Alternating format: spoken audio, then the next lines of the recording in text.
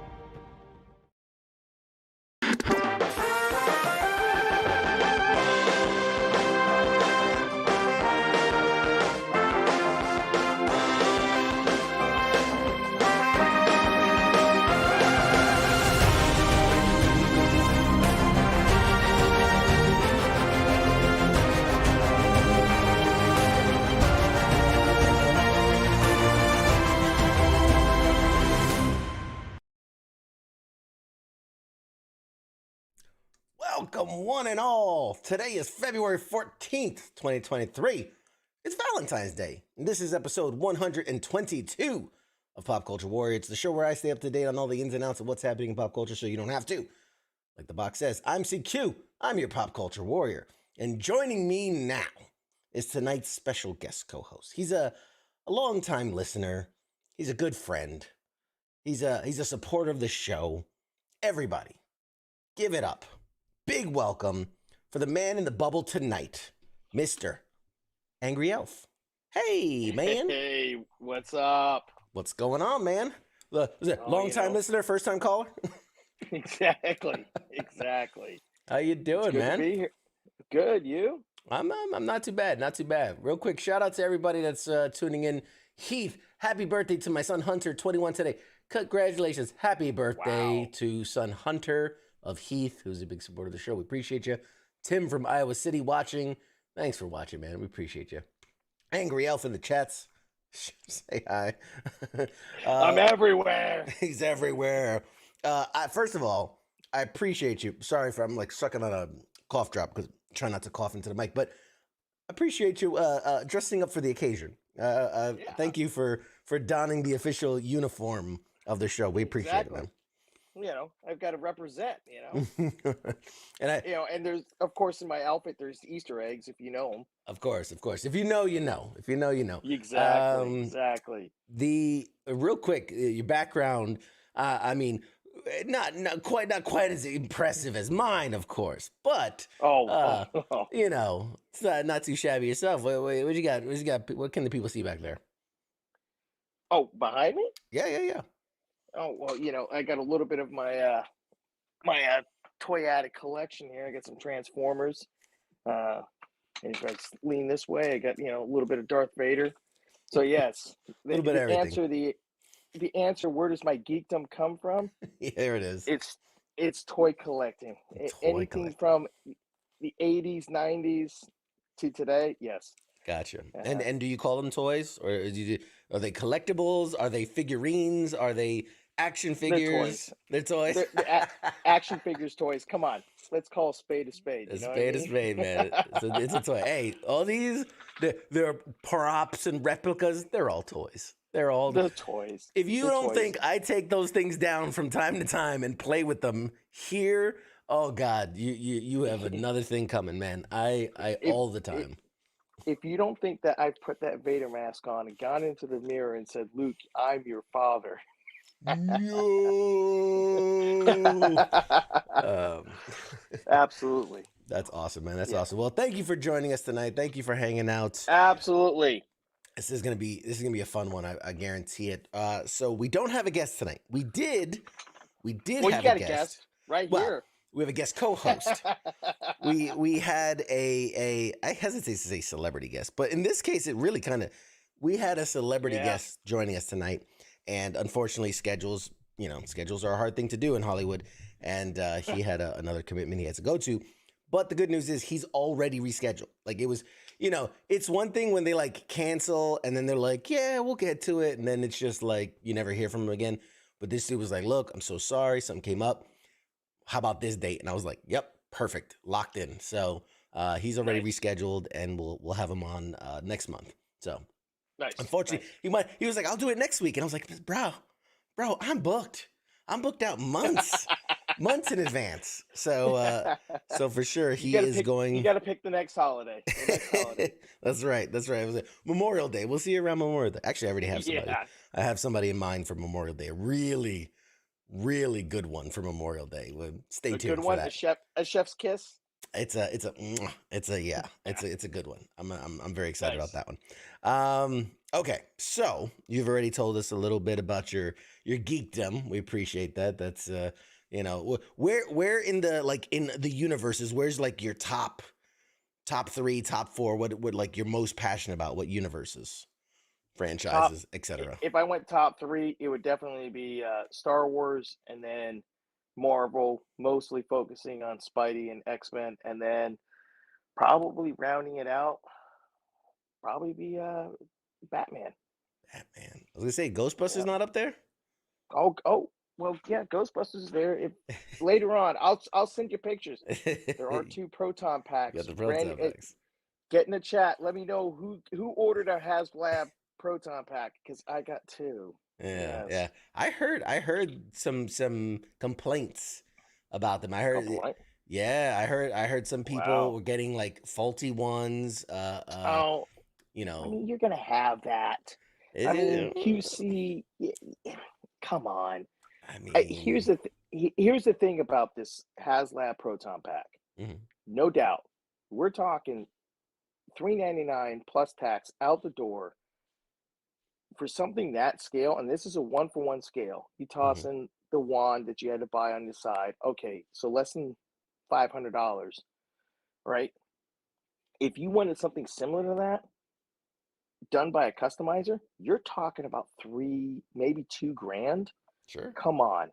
Oh, absolutely. $500. That's a steal. Fair enough. It's true, but also then do you lose the quality? Like we were talking about, the quality control of it. Do you trade out what would be machine made, handmade for plastic and glue?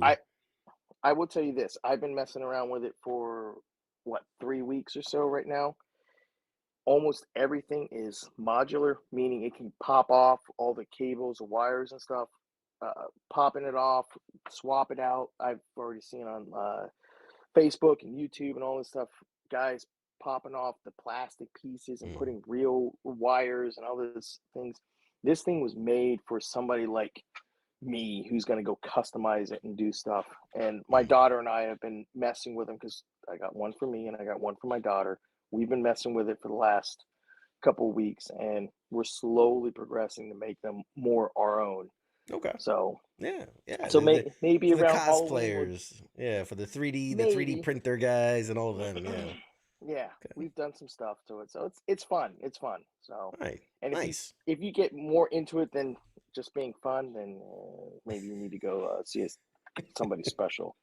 Anyways, we'll leave it at that. Yeah. I hear you. Yeah, I've been messing around with my background. I've moved some things around. Up at the top, I finally displayed the bat, Lucille.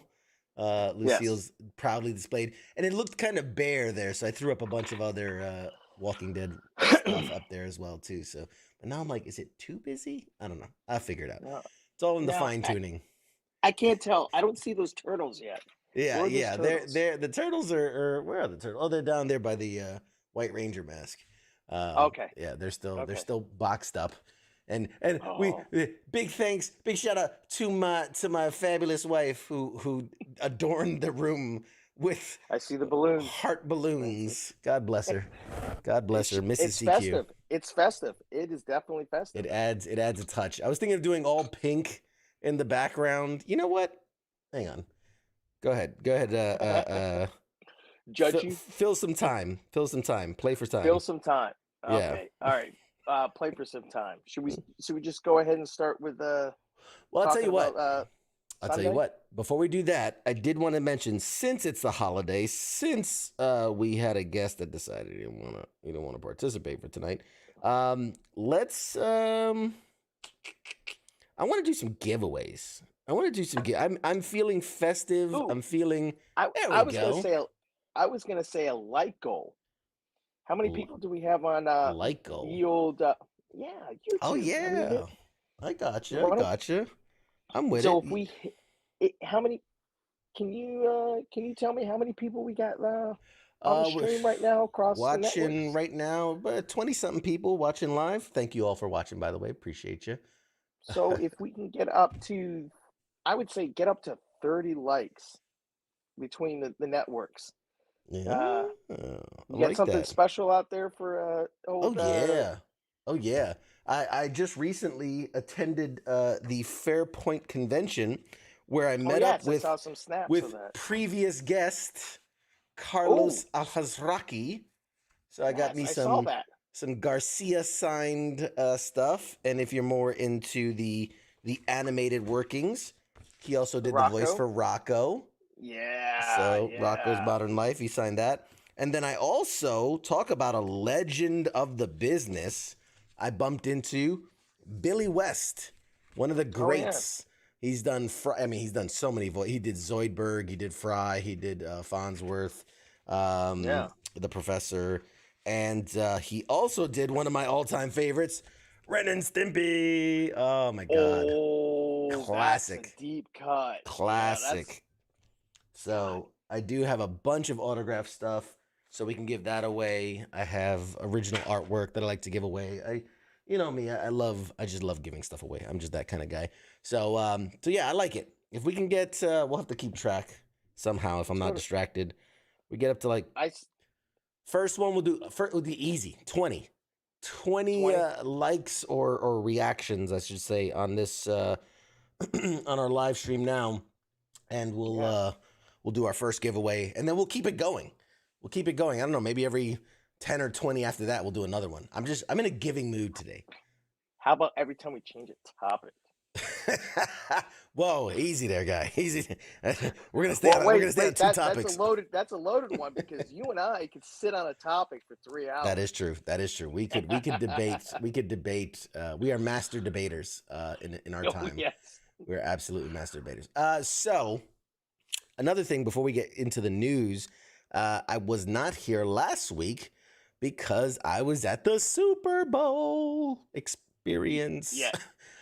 Which was before the game. You were lost in Arizona. I was lost in Arizona. Great time. Highly recommend, man. If you're ever near a city that's hosting a Super Bowl, checking out the Super Bowl experience. It's like a Comic-Con for football. That's the closest way I can describe it. It's the big convention center, booths. They're selling you shit. There's autograph lines. There's There's activations where you could throw a football, kick a football. Like it's fucking Comic-Con for football nerds. That's the best way I could describe it.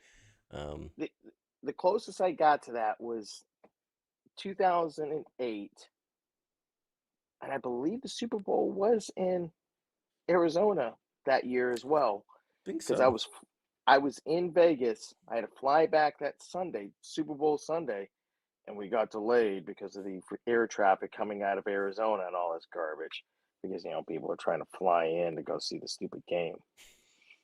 Yeah, I think that was the first Giants whooping of the Patriots, if I recall correctly. The Giants beating the undefeated Patriots.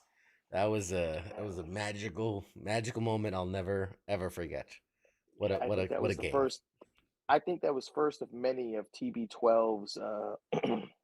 Whoops. Yeah, We'll call it a exactly. whoops. We'll Because leave it at that. he's only ever lost to the NFC East. I mean, that's it. Twice to the Yeah. Giants and once to the Eagles. So, Yep. um, so yeah, so I did that. That was pretty cool. Met a couple players, did a couple interviews.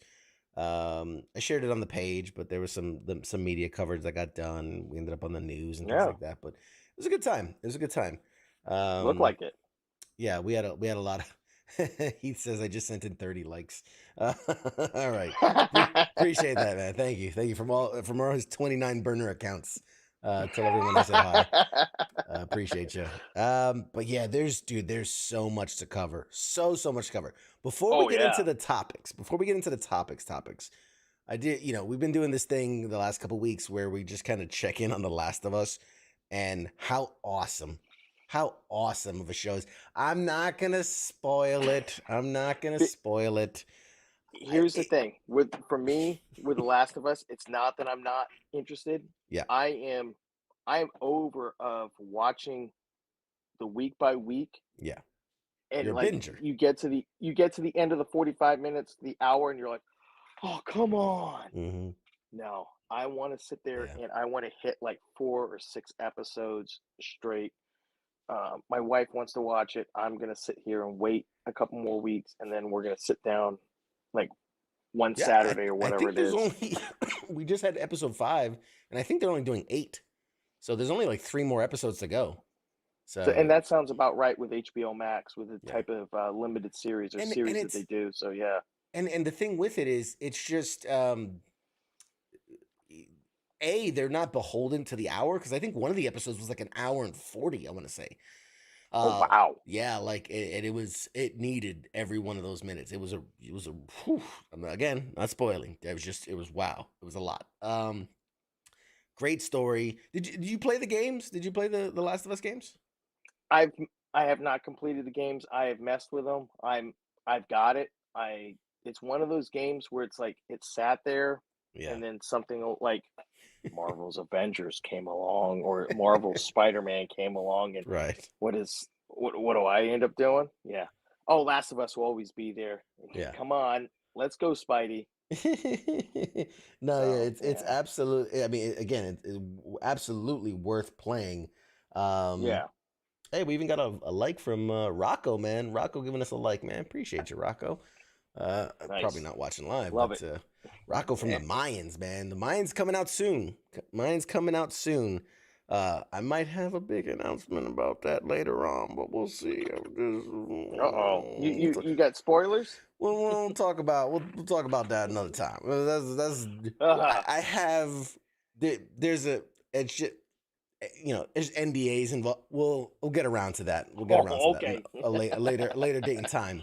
Um, let's see what else. Oh, so yeah, with The Last of Us. No, I was just gonna say. I mean, the show is just with a show like this, you worry like, is it gonna be good? And then the first episode comes out, and you're like, oh my god, it's everything I wanted it to be. And then you're like, Yeah. there's no way they can keep that pace. There's no way they can keep it up like that.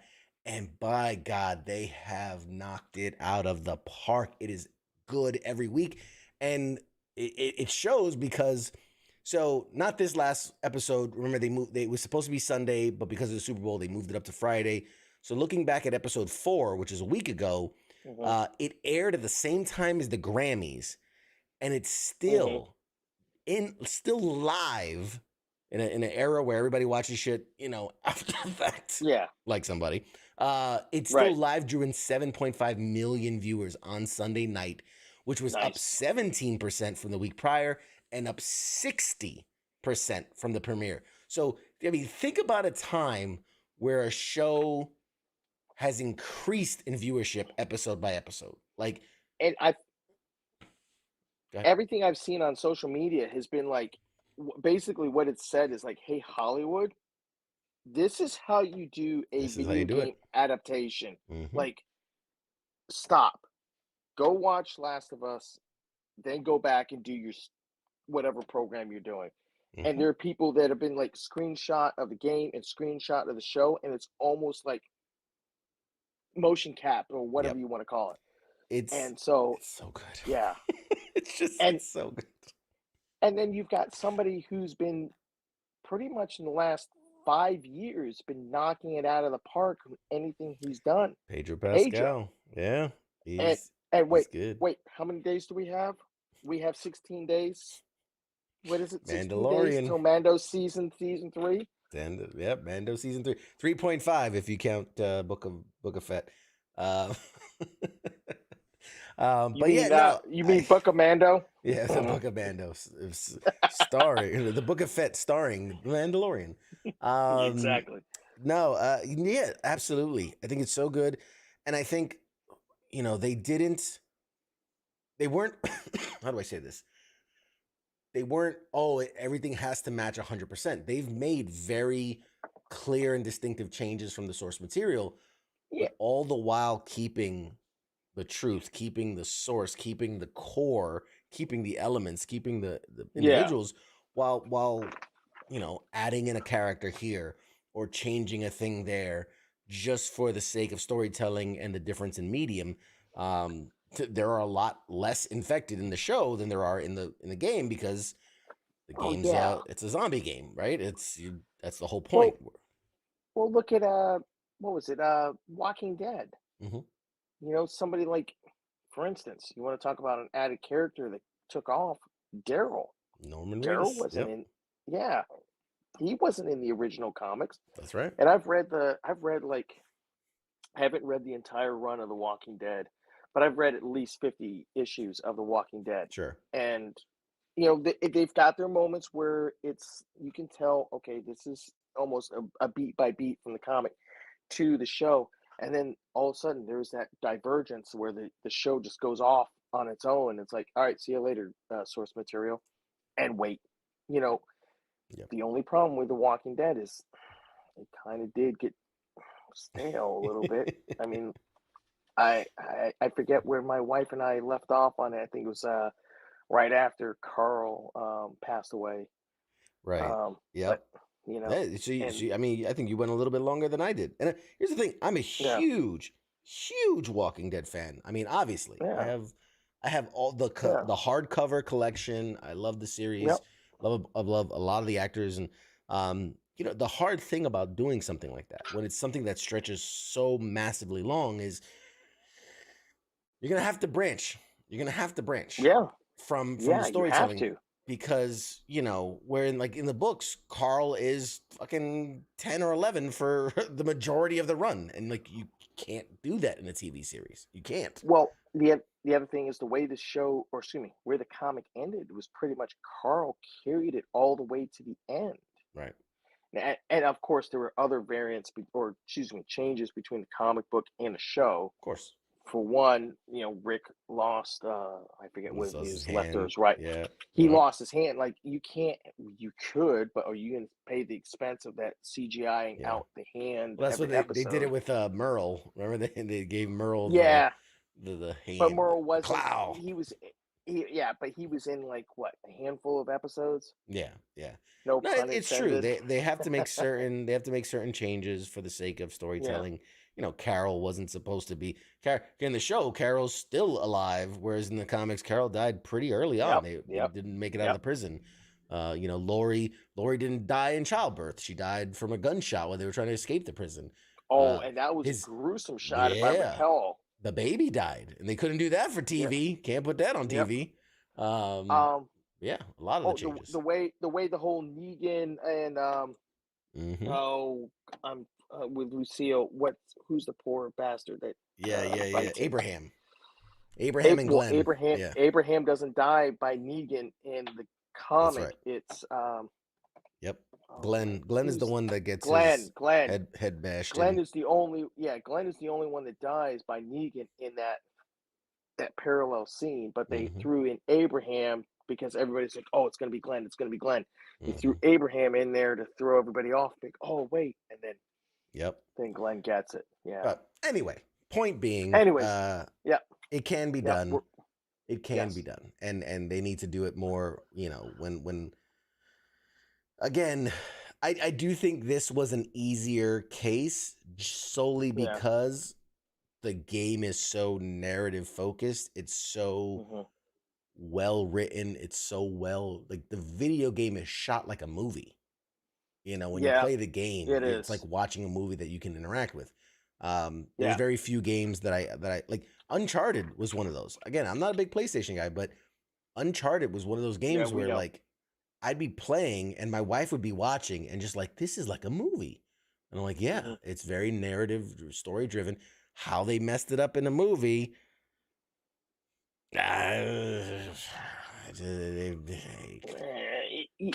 It almost seems like for every good video game, movie and or TV show, there's like four that get like lot more. butched. 10, 15, Yeah. 20 of them are just, Yeah. I'd say, in fact, I would It, say it's more rare than anything to have a good true. adaptation. How many good adaptations have we had, outside of like the superhero genre? It really hasn't been a lot. I mean, the closest one that I can think of that comes to my mind is Resident Evil, but that's almost because it felt like it was drugged through and like carried and pushed through to continue going, Mm, even though it really wasn't that great. fair point. It's one of those B movies, those C movies that there's nothing else going on. Put Resident Evil on. Yeah, fair enough. Fair enough. All right. So, So, enough droning on. yeah. The Super Bowl happened. And with the Super Bowl, for those that aren't sports fans, we get commercials. We get big announcements, big reveals, big trailers, all these different things. Obviously Ant-Man's right around the corner, so we've already gotten a bunch Yep. of that content. But we did get some trailers for some upcoming stuff. So Did we ever? did we ever? There Uh there are there Go are ahead. three trailers that stick out for me. Two are upcoming movie properties, and one is just like, what the? And kudos to Ben Affleck for having three commercials this Super Bowl. Hold on. I can think Duncan, of two. I can think of two off the top, and that's Flash and Duncan. what was the third one? What was the third Anybody? one? Anybody? What was Ben Affleck in the third? Oh, was that? Oh, It's the that Air Jordan movie. yes, The the Air Air Jordan Jordan movie. movie that That's he's right. doing. He's directing with Matt Damon. Matt Damon. Yes, that's right. Exactly. That's right. All right. So, in the spirit of that, want to watch the Flash trailer? Yes. Yes. All right. Do I Wait. ever? Oh God. Yes. Yes. Cue it up. Yes. All right. All right, guys. So the first one we're gonna let's watch the Flash trailer, and then we got to discuss this because, I mean, there's so much to say about this movie, but Oh we'll yeah. watch the trailer, and we'll discuss, and then we'll go from there. All right. Without further ado, the Let's do it. trailer for the Flash. All right. So that is the Flash trailer. I mean, I, thoughts. Go ahead. I I, I hear you giggling in my ear through the whole trailer. So by all well, means, give us your thoughts. where I giggled the most was, I'm and Batman. this is my first comment. Yeah, I'm Batman. Which, And funny enough, as a side note, multiple people across multiple products have worked along Michael Keaton. I said Kevin. Michael yeah, Keaton, and they have reported that during scenes he would lean in and whisper to them, "I'm Batman." And like Tom Holland has said it on Homecoming, Spider-Man: Homecoming. The people that were working with him on Birdman, they said it. right. Like he just has this weird habit of just like in the middle of a real tense scene, he would whisper, "I'm Batman." So the fact Yeah. that he gets to come back and do it again, I think, is so meta. And that was in such a Keaton, like the way he does it. He's got that smirk on his face, like, yeah, I know who I am. Yeah, I'm That's right, Batman. bitch. Yeah, Which, and go ahead. no, I was gonna say the other thing is if they would delay, I got it. That Hollywood does things the way they do it, but if they would delay it 1 week, it would be on the 34th anniversary of Batman '89. Mm. I went back and did my my checks Interesting. before I. And so me personally, if I'm gonna go see this, and there's a 98% chance I'm gonna go see this in theater, Sure. I'm gonna wait 1 week, avoid spoilers, and go see it on the anniversary of Batman '89 because Interesting. this movie has got me hyped about Bat Keaton. Mm. Last weekend I had to go rewatch Batman The '89. 89. Oh Batman yes, Returns is and still one of my all-time favorites. Batman Returns. The first Batman one like is Batman good, but Bat Batman Returns did it for me. Bat. So I did not see Batman '89 in theaters. I did go see Batman Returns in theaters, and I remember like, dude, Keaton is Batman. I don't Mhm. care what you say. And in fact, if they ever do a Batman Beyond movie, He and should be Old Michael Man Keaton Bruce. is, Yeah. yes, absolutely, without a doubt. If they So get anybody else, I would revolt. there's a so for the theatrical release trailer, which is what we saw, Mhm. there was a TV spot that had just a few extra seconds of Yeah, film. And in one of them, you can't tell who it is, but it's some big brooding dude at a bookcase opening. You would assume that's Batman. But he has mhm. long white hair, kind of like The Witcher. Like he has long white hair, so it's got to So be Old Man Keaton. if you go back in the trailer we just watched, there is early in the trailer, there's a hand that points towards a family of three, Hmm. and just prior to that, they show the white long haired Keaton. Hmm. It's supposedly supposed to be Supposedly, Keaton, yeah, allegedly. but allegedly, and there's rumors right now floating around. You know how Hmm. rumors are. Go get your daily intake of sodium. Um, that Cavill's still in the movie in some way, shape, or form, Hmm. and one of the rumors is how Supergirl shows up is Zod in the divergence of the universes kills Kal-El, and so Hmm. that's again it. Go take your daily intake of Yeah. sodium. So here's the thing. First of all, that's I mean, good point in that the big surprise coming out of that trailer, because I feel like we knew a lot of that. We hadn't seen it, but we Yeah, knew a lot of it. The big shocking reveal to me of all that was that Zod's coming back. And not only that he comes yeah, back, but it's a big part of the plot. Like it seems a yeah. lot of the action set pieces are around Zod and his army versus, everybody And else. and that's one of the big questions that everybody's been asking is like, who's the big bad of this movie? Is it Zod? Is it somebody else? Is it something that we have not seen yet? Are they keeping this, Yeah. away from the trailers? Is There's it going to be Kang? there's a I theory. mean, Is it Kang? Kang crosses timelines. I guess exactly. he's that good. No, Yes. there's one theory that there's going to be because anytime you have Flash, you have to have Reverse Flash or Zoom or one of the other Yeah. millions of guys. So there's a big theory that like I remember when it was first announced, and the first clips came out, and they were saying like, oh, Doofus Barry, who doesn't have powers, is gonna get powers, but then he's gonna go to the dark side and he's Yes. gonna be a version of Zoom or what was it, Solitaire, Salazar, or Uh, whatever the fuck it was, um, yeah.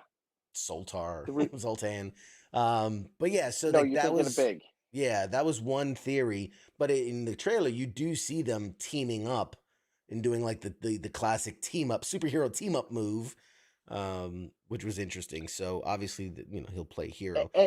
And there's something else in the trailer because of course, nerding out. Sure, I've got time now. I've watched breakdowns of these trailers, and of somebody course. said that in the desert fight scene that looks like it's from Man of Steel, when they fight Zod, there appears to be a third Flash. There does, and this is something I was saying well before. In any movie where you have two of someone, whether it's time travel or cloning or Hmm. any misadventure in revolving where there's two of you, it's never just two of you. Nope. There's always a third. There's always a fourth. Yes. There's it's multiplicity, right? It's Oh yeah. you know, Oh, this is a nice little Keaton. Keaton. Yeah, classic Keaton. But you know, like in Ant-Man, you know, I know that when you're dealing with Kangs, you know, I have a sneaky feeling that like the way it could end is that like, oh, he defeats Kang, but then just another Kang shows up, right? And like that's how like every time he loses, he's just another version of him is gonna show up. Yeah. And be that much better and more fearsome. So yes, I definitely believe we could see multiple versions. You know, obviously what they're trying to tell us in the trailer is that this is very similar to Flashpoint Paradox, right? Where Yeah. he goes back in time, he decides, I want to save my mom. I have the power to do it, so I'm going to do it, and that'll make my life better. But in doing so, he basically stops the thing that ends up giving him powers. And somehow, in this version of it, because in the comic books, all other hell broke loose, but in this version, somehow him saving his mom or going into a time where his mom didn't get killed leads to the fact that there are no superheroes. I'm not sure how those things correlate. Like how is there no Wonder Woman now? How is there no Superman? How is there no Aquaman? I don't know. But somehow, by the grace of whatever, something his mom needs to die so our world can have superheroes, apparently. So it's gonna be interesting to see how they do it. This is one that's got you're gonna have to go see it in the theater. You have to go see I'm it. sorry. Now here's the caveat. And now I Heath in the chats, I think he hit it too. There's so much controversy around the actor, he, him, whatever he chose to name himself now, Ezra Miller. It's unfortunate because this movie looks really good. It looks really shot well. It looks written well. The CG looks stupendous. But you know, there's gonna be a big outcry because this guy is accused and has been charged and has been judged and has pleaded guilty to, I think, a couple of things, some really heinous stuff. So I'm sorry. I'm going to stop you. There's two things that's going to make this movie work, and I'm Batman, and the other part is if not for I'm Batman. I'm Batman. There's two Batman in this, and one of them is Michael Keaton. And I'm sorry, everything that's gone on with Ezra Miller, and hopefully they're getting the help they need, et cetera, et cetera. But if this movie crosses the $1 billion mark, the WB is going to be like, all is forgiven. No, I think this is, and this again, knowing nothing, right? Well, knowing a few things, because you know I pay attention more than the layperson, but knowing a few things, they've already said Henry Cavill's done. They've already said, have they? They have, yeah. James Gunn came out and said Henry Cavill is done as Superman. That's what he said. He absolutely said he is not Superman anymore. When we get to topic 2, okay, we'll talk about that. All right, fair enough.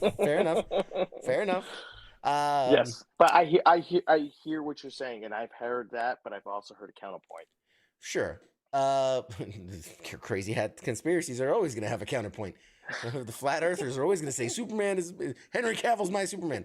No, James Gunn came out and said, look, after this movie, we are resetting everything. Like we're wiping the slate clean. We have a 10-year plan, chapter 1, chapter 2, it's all written out. Right. And he said that this movie resets everything, that's the whole point of Flashpoint Paradox, is that it goes back. Now, traditionally, he would go back and fix things and put them back the way they were. But obviously, however this movie's going to end, it's going to end with DCEU no more. Welcome to the DCU. And in the comics, it was no longer the DC, whatever it was prior to, it was DC 52. Right. You know, and they basically did their I'm gonna say they're medium reset because there are certain aspects of the universe that carried over and others that got reset. Right. So yes, and I think that Gunn is gonna kind of do that because he again we'll talk about that in point So two. let's do that because since it ties so seamlessly into the next part of the conversation, what did you have in mind for the next part? All right, let's forget about the rest of the trailers. Just We're just dive talking right about it. into it. Yeah, Maybe we'll circle back around. we'll No, circle back to trailers. It's fine. yeah, exactly. So, going back and dissecting what Gunn said, what was it, a week ago, week and a half ago, whatever it Hmm. was. One of the big things is the title of the Superman movie. So It's okay, called Superman let's Legacy. to fill in everybody. Yeah. About a week ago, James Gunn, he said, "Look, I'm now co-CEO. We've laid out a plan. Yep. This is going to be the new DC universe. It's going to cross. It's based. They're doing the Marvel. They're doing the Marvel. It's going to have TV, Yes. movies, all tied together. One cohesive story, all tied together. Obviously, there will be outliers like the Joker movie, the Matt Reeves Batman movie. Those will be outliers, but Well, what everything he's else will be inside. and what he said is there's the possibility of the Elseworld Right. slates, Well, which that's if what he you said. were a Anything DC, that, yeah, yeah, anything that's not in DCU will now be considered Elseworlds, and like that's what right, it's going to have that stamp on it, so to speak. So right, here, this is a leaked image, and since yep, has been pulled down just about everywhere. So I'm running a real risk showing this, and that they might come after me. But you know what? Whatever. I don't care. So here, check this out. Let me move this over yep, here, and then so here we go. This is a yep, leaked image where privately, before it was announced to the public, James Gunn was talking to the inner house. Now, the reason this is leaked, quote unquote, is because while they announced these movies, they haven't showed logos or anything like that for it. They just talked about it. right. So this is the first we're seeing, and they also didn't give it to us in any kind of order. They never said like this is going to be first, this is going to be second. So And, this really does give us a peek behind the scenes as far as what, for now, what the logos look like and sort of what order they're kind of campaigning them to come out in. So yeah, so you were talking about Superman Legacy, which let's right, talk about Superman Legacy because there's some things there. Go ahead. What do you got? and what I have heard is the Superman Legacy, and it ties into something that I was talking about earlier. Was I heard that well, excuse me, this came from Gunn. Hmm. The Brave and the Bold was going to be Batman and Damian. That's right. Damian is his son Hmm. from Talia al Ghul. Is going to be the main focus of the Brave and the Bold, and then that Legacy, Superman Legacy, was going to be kind of a young It's a Superman. young Superman. Yep. And the first thing I thought was like, wait a minute, man. Like I've always kind of took it as Superman and Batman were relatively the same age. Sure. Like, come on, you're not going to give me a 30 something, 40 something Batman and a 20 But something Superman. But what but did DC introduce approximately 5 years ago? John Kent, Superman, if you will, his hmm son. And what I heard recently is speculation, rumors, whatever you want to take it, is that this Superman Legacy movie is going to be the introduction to John Kent, the junior Superman, not hmm Superboy, the junior Superman. And there was I guess, speculation that it's Cavill will still be in the movie as Daddy Superman or Super mm, Dad, and Super Son is going to be the main focus. Now, speculation, sure, and hmm and with that being said, if you're going to have Cavill as Super Dad, who's going to be Bat Dad? Affleck.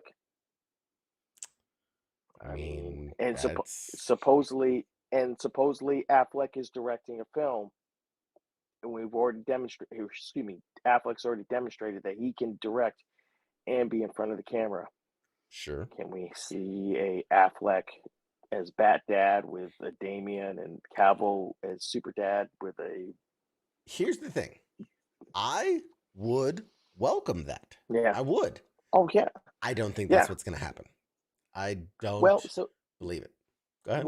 what don't you think is that it's going to be Cavill and Affleck in the case of Cal? Correct. Yeah, no, I don't Okay. think any of the legacy players are coming over.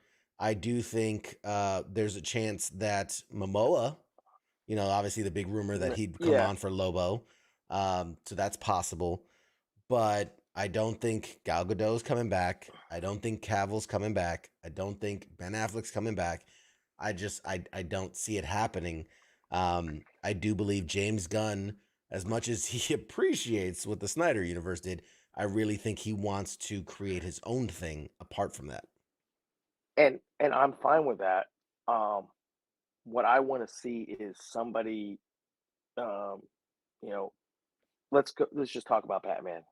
Who's gonna be Batman and Brave and the Bold? I think somebody like along the lines of like John Hamm. Yeah, I mean, yeah. Here's the thing, okay. So really, really, really, what I believe is when you have a character who has a legacy longer than any actor, right? Right. I don't know. Sean Connery been acting for fucking ever. I'd still say like a legacy like Superman is bigger than his, right? Or anything like Oh that. yeah. So when Superman, you Batman. I mean, have, yeah, Batman. You go back to '66 with West, and right. even before that in the 40s and the 50s with both So Superman exactly. and Batman. Yeah.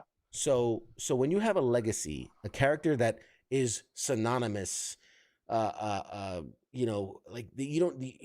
I don't think you need an established actor. I don't think like when they got Ezra Miller to be Flash, they didn't go, oh, who's the Yeah. next hot, who's the, let's get Tom Holland to be Flash. Like, they found somebody that fit. Gal Gadot. She's been in a couple things, but she wasn't a big name when they got her Wonder Woman. I think you lift up an actor to rise to that versus that, like, yeah, your Robert Downey Jr.'s as Iron Man makes sense now, but like, remember when they hired him to do Iron Man, he's coming off of prison time, and you know what I mean? Like his star wasn't as shiny as it is now. No. Now lately, you get your Benedict Cumberbatch to be, Doc Strange and things like that, but getting Tom Holland to be Spider-Man, like the character is so well known, you don't need a familiar face. In fact, I think it takes away from the character. If I see John Hamm in the Superman suit, I'm thinking, oh, fucking John Hamm in the Superman suit. I'm not thinking Superman. You know what I mean? Like when Henry Cavill put it on, you're like, holy shit, man, that's Superman. Like you're not going, oh, that's Henry Cavill, because nobody knew the fuck Henry Cavill was before that. True.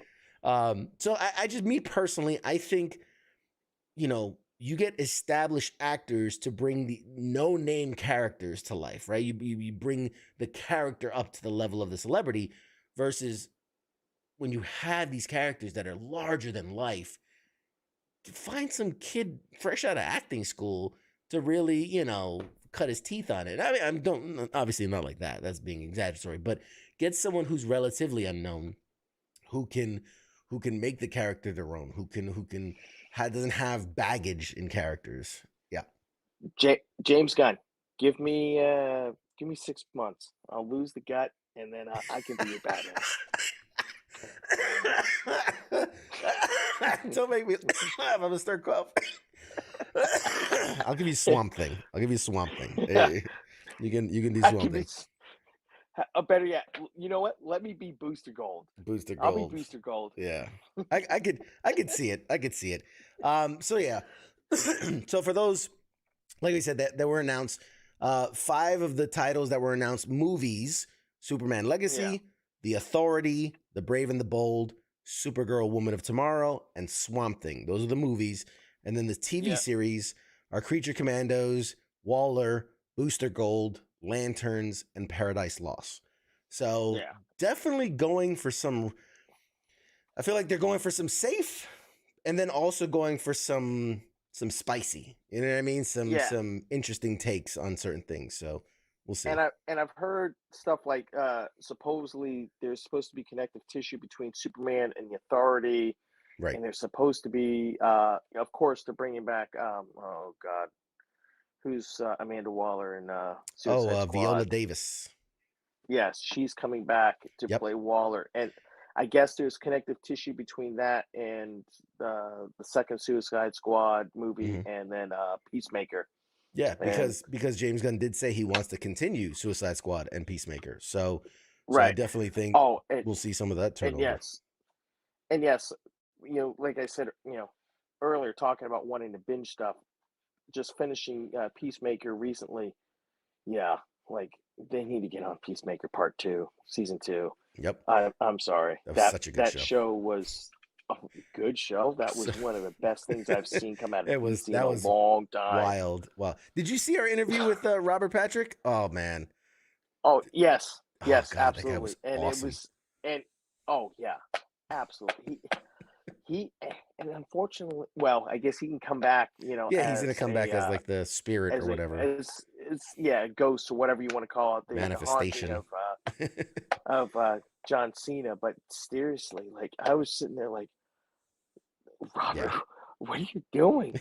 Like, oh my God, Yep. this is okay. I see where you're going. That's all James Gunn, man. That's all James Gunn. So obviously not included in this slate, which things are actually coming on. And I know, Scott, you said it in the chats, but everything else falls under the Elseworld titles. So that's Todd Phillips' Joker, Matt Reeves' Batman.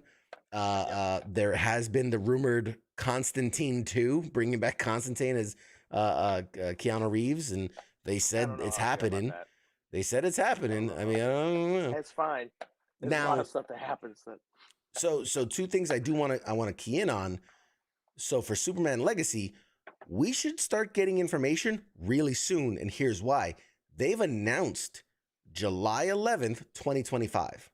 So that's I mean, it's 2 years. Well, no, 2024, 2020. Yeah. So 2 years and some months. But definitely within the next, I don't know, 4 to 6 months, we should start hearing casting, they should be going into pre-production by at least this summer. About 2 years out. Yeah. So this summer for sure. And then Batman Part 2, which it's currently being called, is currently slated to hit theaters October of 2025. So we'll actually see Superman Legacy before we see Batman Part 2, which I find interesting. You would think all the pieces are in place for the Batman Part 2, but we're actually going to see Superman before that. So fascinating. And talking about Batman Part 2, with it being a Halloween release, we've got to have somebody, like, it's got to be something on the scary route. I don't want to say Scarecrow because, the Nolan verse had Scarecrow all through it. Sure. And the first Suicide Squad already had a Killer Croc. What do you got? Maybe a Calendar Man. That'd be Long Halloween. Jeez, I'm still coughing. Yeah, no, that'd be interesting. That'd be interesting to see that. And while we're on the note of DC and all the changes that are happening, sad to see that they did announce that the current slate of HBO Max shows, so Doom Patrol and Titans, will be ending after their current seasons, which they're on season 4 right now. So they will be ending those shows. Again, if this is James Gunn coming in, I was gonna say the slate. Yeah, it's all James, because he's saying that he wants TV and movies, and then even like other media, like video games, to all kind of circle that. Think about it. All the CW shows, Flash is ending. All the other shows have been canceled already. What was the Stargirl, and all the other shows have been canceled. All that's left is Superman and Lois, which I'm betting money before halfway through the season they announced that it's canceled. I'm putting money on it. They're going to cancel it after this season. They already lost one of the key actors, Jonathan Kent, the kid that plays Jonathan Kent. He's out. So they've already lost a key actor. And with all the changes, they're going to want that show done. They're not going to say it before the release of the season because they don't want they don't want people to tune out Right. because it's canceled. So they'll wait till it's going, then they'll announce it's canceled. That'll wipe the TV slate. All that'll leave is oh my god, that fucking new show that they announced, Gotham Knights, that looks so bad. Oh, if that makes it past 2 episodes, I'll be shocked. I'll be shocked. And that's what I was going to say. I think it's only going to get a handful of episodes and they're going to can it. But here's another thing that we've danced around, right? And then it spurred my memory, my brain thingy, that gray stuff up here, when you talked about Lois and Clark and announcing it halfway through the season that it's canceled. So James Gunn has basically already said, "Hey, we're resetting after the Flash." Right. You circling back around. Sorry, but if everything after the Flash is reset, then why am I going to go see the Flash? I mean, of course, I want to see the reset, but what about Blue Beetle and Aquaman 2? Yep. Those are still out there. That are Aquaman's supposed to come out this fall, and Blue Beetle is shortly after that. So if we're resetting and going into James Gunn verse, whatever you want to call it, I got one answer for you. Why? Elseworlds. It'll now be under the title of Elseworlds. These are story threads that are outside of the continuum moving forward. They're the remnants of it's like the remnants of a dream that you once had. It's I think James wants to come in and start from fresh. He doesn't. Think about this. If you're James Gunn, the last thing you want to do is put your time and effort, tie this all together, make it successful, and then they'll go, well, you were built on the back of the Snyderverse. You know what I mean? Right. No, he's going to go, when I make this successful, it's going to be the same way that people look at freaking, what's his name? Jon Favreau, who started the Marvel Universe. Like, he built it in a cave from scraps. That's what James Gunn wants, his legacy to be, that like, I built the DC universe from nothing, not off the backs of Batfleck and he's bringing in Keaton. Here's one thing that I've been saying since the beginning. Yep. I have very little sympathy for the DC and the WB. Why? Because DC has been owned by the WB since 1978, when Christopher Reeve first donned the cape. They could have done this. They could have done their Justice League movie back in 90, right off the coattails of Keaton 89. Prior to Christopher Reeve getting injured from that horse riding accident. At any point, I mean, I can recall through the early 2000s hearing rumors that they were going to do a Justice League movie, and then it got shut down. Yep. They were going to use what's his name, Tom Clark Kent from Smallville, Tom Welling, son of a gun. Tom Weller. The rumor that he was going to be in a Justice League movie as Superman. Well, they did like a Justice League TV when on Smallville they had all the players. Yeah. I thought you meant that no, not that short run. No. What was it, made for TV movie that was so horrible? No, but no. Yeah. Well, and then there was remember there was a time when Nicolas Cage was going to be Superman. He was fitted. He was put in the suit. Superman, was it Superman Reborn or? Yeah, something like that. Yep. Yeah. I mean, that would have been. I'm Superman. Yeah. Yeah. I don't know. So this back and forth and up and down. Let's hope that Gunn has picked up some things from his time over in the MCU. He does some good stuff. This is some good media, movies, TV shows. I'm excited for it. I'm ready for it. I want to see some good movies. That would be. I'm sorry. Yeah, we're due. We're due. I think Marvel has always done good with the movies. DC's always done good with the TV shows and the animation. The movies. Yep. I feel like if outside of like maybe the Dark Knight series, the movies just haven't had the weight that they needed to have. And No. Hopefully that we see a change. As much as I am a Marvel fanboy, but like I like superhero movies. I want to see a good Batman movie. I want to see a good Superman movie. I just haven't been happy with what we've been I given. No, we've had good Batman movies. We've had good Superman movies. I want to see them consistently. You Yeah. know, you had Superman, even even Superman Returns was pretty good. Yeah, I It think it got a badder rap than it needed. I thought it was pretty good. it it was a B plus compared to an A plus, Christopher Reeve movie. Um, but the first two Keaton movies were great. The Nolan verse was good for at least the first two, Batman Rises, or excuse me, Dark Knight Rises. We have Anyways, some fan casting. So Heath says Rowan Atkinson for Superman and Horatio Sands for Batman. I would pay to see that movie. Mr. Bean as Superman and Horatio Sands as Batman. I'd pay to see that movie. I want to see that.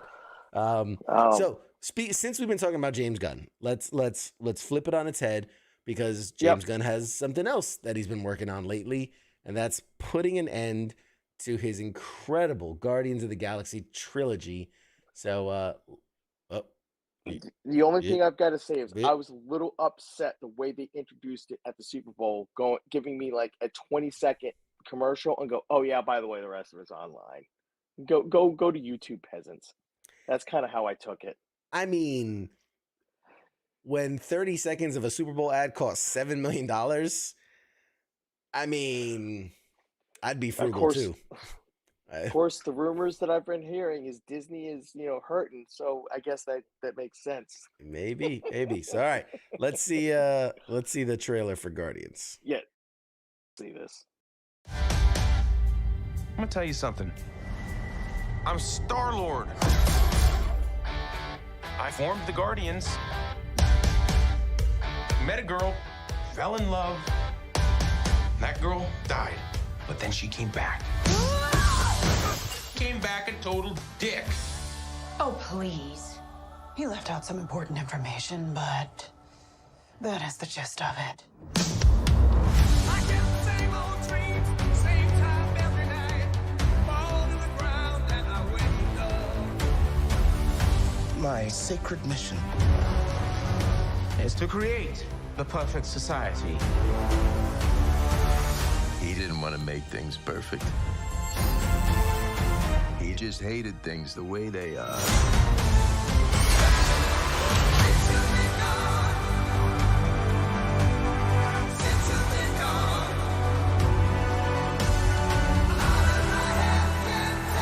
I want you all to know that I'm grateful to fight beside my friends. Incinerate them.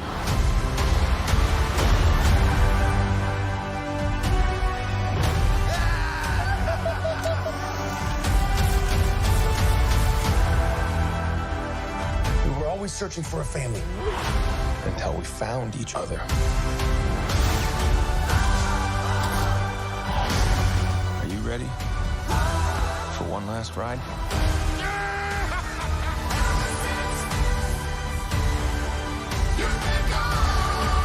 We'll all fly away together.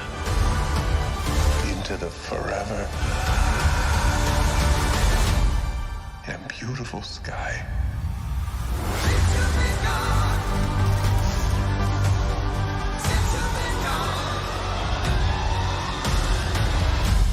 Whoever it was that you were in love with, it sounds more like her. Her? That's ridiculous. Do not bring me into this. Knock it off! What? Just never noticed how black your eyes were. They were replaced by my father as a method of torture. He picked a pretty set.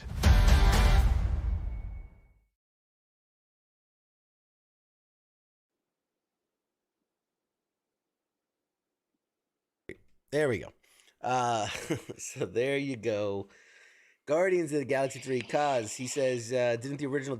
Yeah, so long story short, James Gunn got outed for some politically incorrect things he had tweeted. Yeah, stupid tweets. Yeah, long time ago, and then he was kind of outed for it, But then through, a big social media push and through people saying like that's ridiculous and people standing up and like the guy that plays Drax was like, I won't do part 3 without him. And then obviously through a lot of things, it turned around. They brought him back in. So he is finishing the trilogy, all 3. Yeah.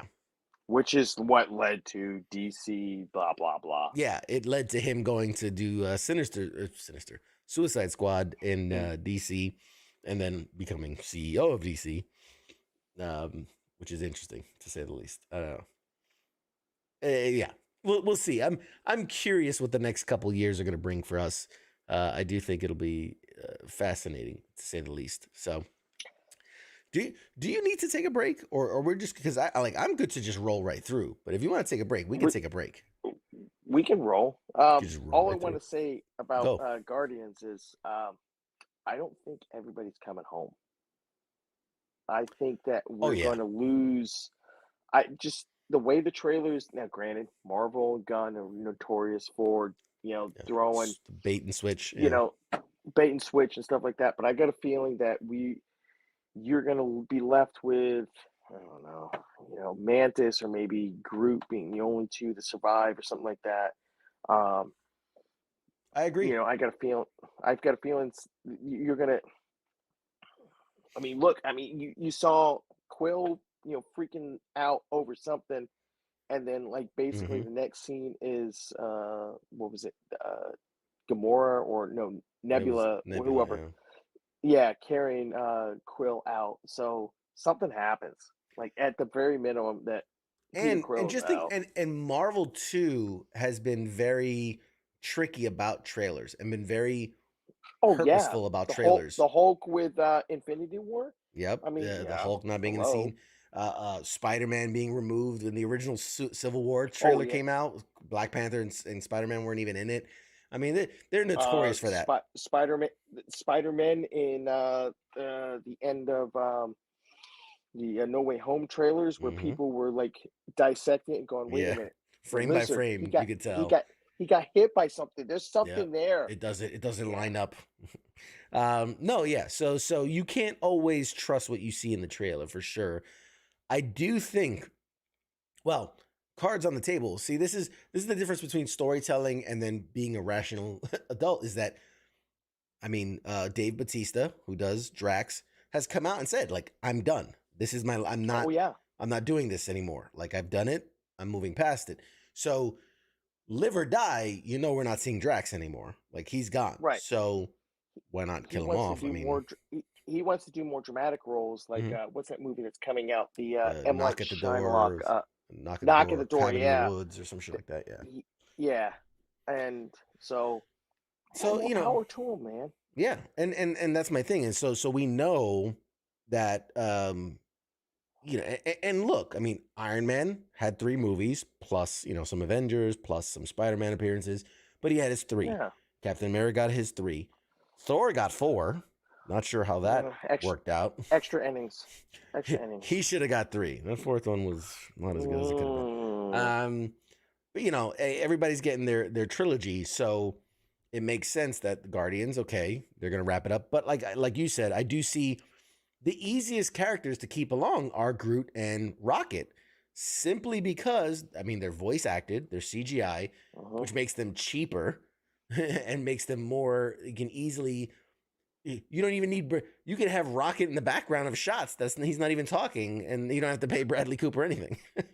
Well, it's the same thing talking about voice acting. The same thing that's going on with Mando over in the whole back and forth at blah blah blah. Pedro Pascal getting upset about not having enough actual screen time with the helmet off. Well, you don't need Pedro there every single day. Just put a stunt actor in there, and Pedro records his lines later on. I'll be honest. So I felt a certain way when I found out for Doom Patrol, Brendan Fraser playing, Robot Man, whatever. He's not in any of those scenes. Like, that's not him. It's an actor doing the puppeteering, and he just does the voiceover. Now he comes in on scenes where they use his face and whatnot, but I don't know, something, excuse me, something about it was like, I feel, I don't know. I feel robbed. I feel robbed Right. of an appearance, of a performance where I'm like, I want to see Brendan Fraser doing that character.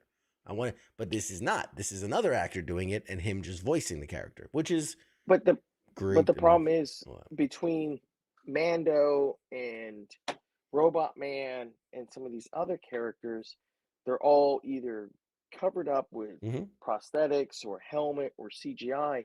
You don't need them on set. You Well, don't need somebody you like don't need Pedro Pascal.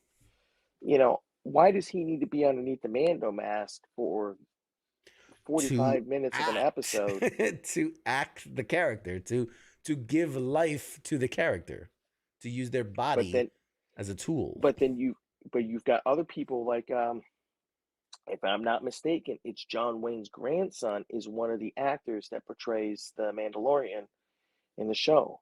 Mm. If I'm wrong, then it's got to be Then you're John not a Wayne. Star I'm Wars pretty fan. You're not a true Star Wars fan.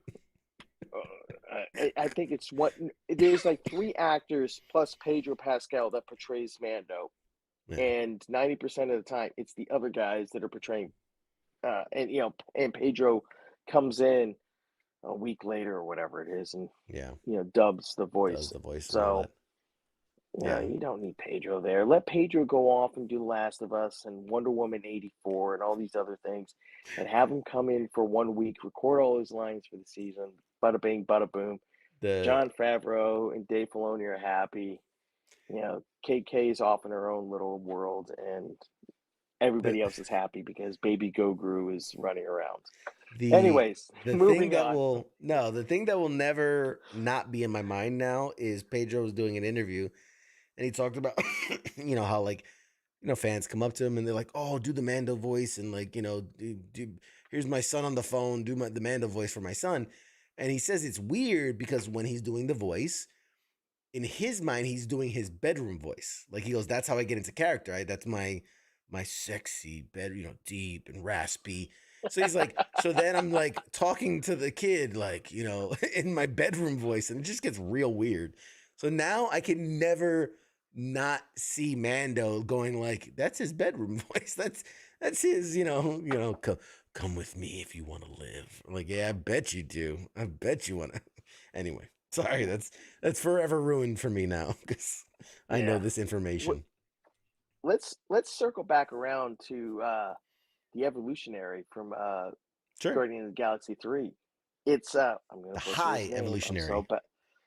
High evolutionary. Excuse me, but it's Chuck Woody Iwu. Yeah, good luck. The guy that was the guy that was in Peacemaker as the boss that we found out that was like spoiler alert. One of them. Butterfly guy. Mm-hmm. Yeah. I noticed that when I was watching the trailer. I was like, wait a minute. Yeah. Oh, James Gunn is doing what James Gunn does and bring along people from other things that he does. People he likes. And I'm like sitting there like, this might be actually pretty good. Yeah. Don't be surprised. We get a John Cena cameo in Guardians. Very, very well could happen. Him in a helmet and the toilet bowl. Hey, what's funny is if there's a little music cue to do you really want to do it? I mean, see somebody walk by with a silver helmet on, I'm gonna be like, oh. I see what you did there. I mean, he likes putting Easter eggs. I mean, look at when they did the collectors in Guardians 2, or was that Guardians 1? Guardians 1. When they did the collector scene, like there was ton. They had Tobias from Arrested Development was in one of the cages, painted all blue, and the little parasite creatures from what was it, Crawl or whatever it was. No, can't remember the name of that horror movie. The little slugs. Yes, damn it, Squishy. James Gunn. Yes, that thing. So yeah, it's interesting. Of course, what am I doing right now? I'm looking it up because it bothers me. Google it. I'm looking at people's comments. Moral of the story: don't post things about joking about touching kids. Yeah, definitely. Obviously. Scott says the whole reason Pedro wants more screen time with his face is because some people will say it boosts their profile as an actor. Well, I mean, yeah. I get that. and you get paid more. If you're just voice, that's one check. If you're actually there on set, that's a much bigger paycheck. So, I mean, as an Look, actor, I got a simple solution. Pedro, go talk to the armorer, convince her that a Mando that takes off his helmet is still a Mando, and then problem solved. Problem solved. he's not I gonna have time to film The Last of Us then. yeah. Well, and I got a funny feeling. I think some of that's going to get resolved in this upcoming season. Yeah, going back to Mandalore. I think this is good. Oh, I think this is going to be like way heavy Mandalorian. Like, well, you've seen the trailers. They've shown like what half dozen plus Lots Mandos floating around. Lots of them. Oh, by the way, Slither was the name of the movie. Of the space slugs. That's like slinky? Another slimy. Oh, there's so many James Gunn movies. There was talking about James Gunn Easter eggs. If you've watched Brightburn, Yep. James Gunn was the producer of that. Dark Superman. Evil, Superman. Mm-hmm. There was a Easter egg for Super in the post credits when they were talking about the supposed dark Wonder Woman and the dark Aquaman. They throw up what's his name? Oh, god damn it. The actor that plays Merv from Walking Dead. Yep. We're Merle? such bad nerd. Yeah, Merle. Oh, the same guy that does Yondu. Yes, Yondu. He's the guy that does the JJ Jameson rant. Anyways, I'll get off the internet because I'm going to go down. Anyways, so all this stuff coming up, very excited. Keaton, Mando, Gunn stuff. James Gunn, dude, that guy's, if he kills it with Guardians of the Galaxy 3, and in the first couple of DC movies, Guardians is a lock. And honestly, 90% of what James Gunn does is like A+. You look at Sinister, I keep saying Sinister, Suicide Squad. You look at Peacemaker. You look at the Guardians franchise. You look at a lot of stuff he's done. Those really are some good stuff. Things. It's stuff that you can tell that it's a guy that has passion for that work, that style, that material. He's connected to it. He has a passion for it. Now, the real question is going to be who is going to take home the biggest box office this year? Movie-wise? I'm gonna call it right now. I think it's Super Mario Brothers. Possible. I think it's possible. Did you see that Super Bowl commercial? Well, why don't we roll that beautiful bean footage? Let's see. Yes, let's do it. Here we go. So the Super Mario Brothers Super Bowl spot. We're the Mario Brothers, and plumbing's a game. We're not like the others who get all the fame. When your sink is in trouble, you could call us on the double. We're faster than the others, you'll be hooked on the brothers. Thank you, Super Mario Bros. It seems like the only thing you haven't drained is my bank account. For super service, call or text Super Mario Bros. Plumbing today at 929-55-MARIO. Or reach us on the World Wide Web at smbplumbing.com. There you go. The quick little Super Mario Brothers Super Bowl spot. Man. Like, that's just good marketing. That's just good marketing right there. Well, wait a minute. If you were a kid of the late 80s, early 90s, and you remember the live action Super Mario Brothers TV show, you may recognize something similar about that theme song in that commercial. Oh, yeah. They're pulling out all the nostalgia. The member berries throughout that. I mean, the logo on the back of the truck, or side of the truck, that's straight out of all the marketing from Mario from back. I dicked around on the website. There's a lot of Yeah. little Easter eggs on the website. If you click on certain things, and they have there's like the one. It's like, oh, this is an error message, but there's 3 little pipes in the corner, and if you hit them in a certain pattern, a very Oh, yeah? classic pattern, it plays. I haven't gone on the website. I've heard what happens when you call that number, and it's basically a voice recording, a voice message from Charlie Day as Luigi, and it's like, hey, you missed us, blah blah blah, text us at the number you just called, or go to our website, and supposedly if you text it, it gives you, hey, click on this to Information. get Yeah. updates. Yeah, exactly. But it's like this marketing for this movie, Quality. on top of the fact you've already got the kids, right? My daughter Yeah. already wants to go see this. Yeah. The And kids then are a lock. The kids are a lock. Honestly, this and marketing the is for the adults are a adults. lock. If you played this movie, or excuse me, if you played this game as a kid, 20, 30, 40 years ago, dude. So, okay. You think it's gonna be, what do you think about the Mario voice? Chris Pratt as the Mario voice. That's the one thing that a lot of people are hanging their hat on as like, it's not good. Dude, Jack Black as Bowser sounds great. Charlie Day as Luigi sounds great. Freaking Keegan-Michael Key as Toad, I'll take it. Seth Rogen as Donkey Kong, like, I'm fine with all of that.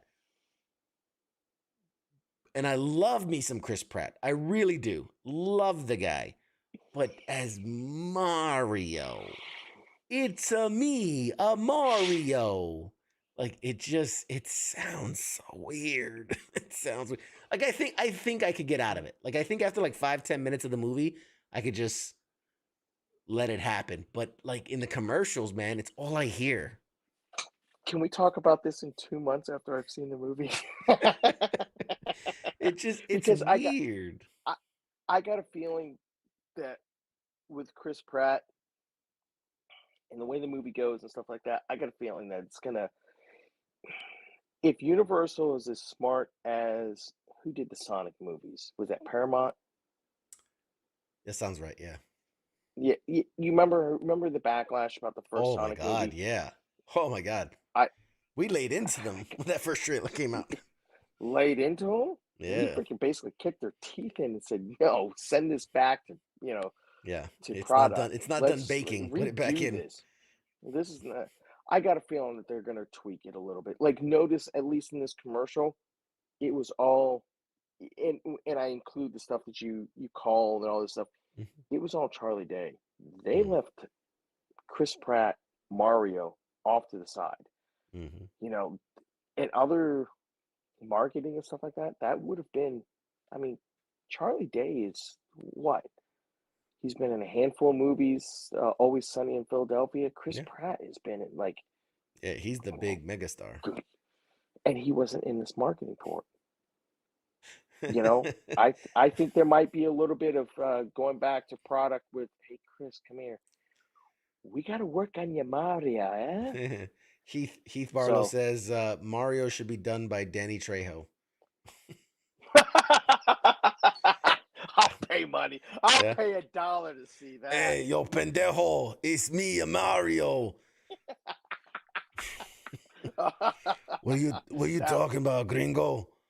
It's like, I thought Mario was Italian. I am Italian on my mother's side. You got a problem with that? No. Maybe what? No, oh no! When they introduce Wario, get Danny Trejo to do that. Yes. I like that. Hey Mario, it's me, Wario. Yeah. Yeah. Mario's Mexican cousin. Hey, Oh God, that's funny. Stranger things have happened. Oh man, I I thought it was so funny because when they did, Mario, Luigi, they did Wario. It's like, well, it only makes sense to call the guy Waluigi. Like, that doesn't even sound right. Is that what they called it? Yeah, I stopped. Waluigi was the purple version of Luigi. Because instead of Mario, they took out the M and put W, so it's Wario. For Yeah. Luigi, it's Waluigi. Doesn't make any sense. Instead of Ouija, instead of L, you put a W. Ouija. In every franchise, there's always a weak point. Anyway, and then Mario had Princess Peach, so Luigi had to have his princess, and Princess, whatever the hell her name was. Nobody remembers. Princess Tangerine. Whatever. I don't know. Yeah, we're going Tortuga. down too many rabbit holes. Yeah.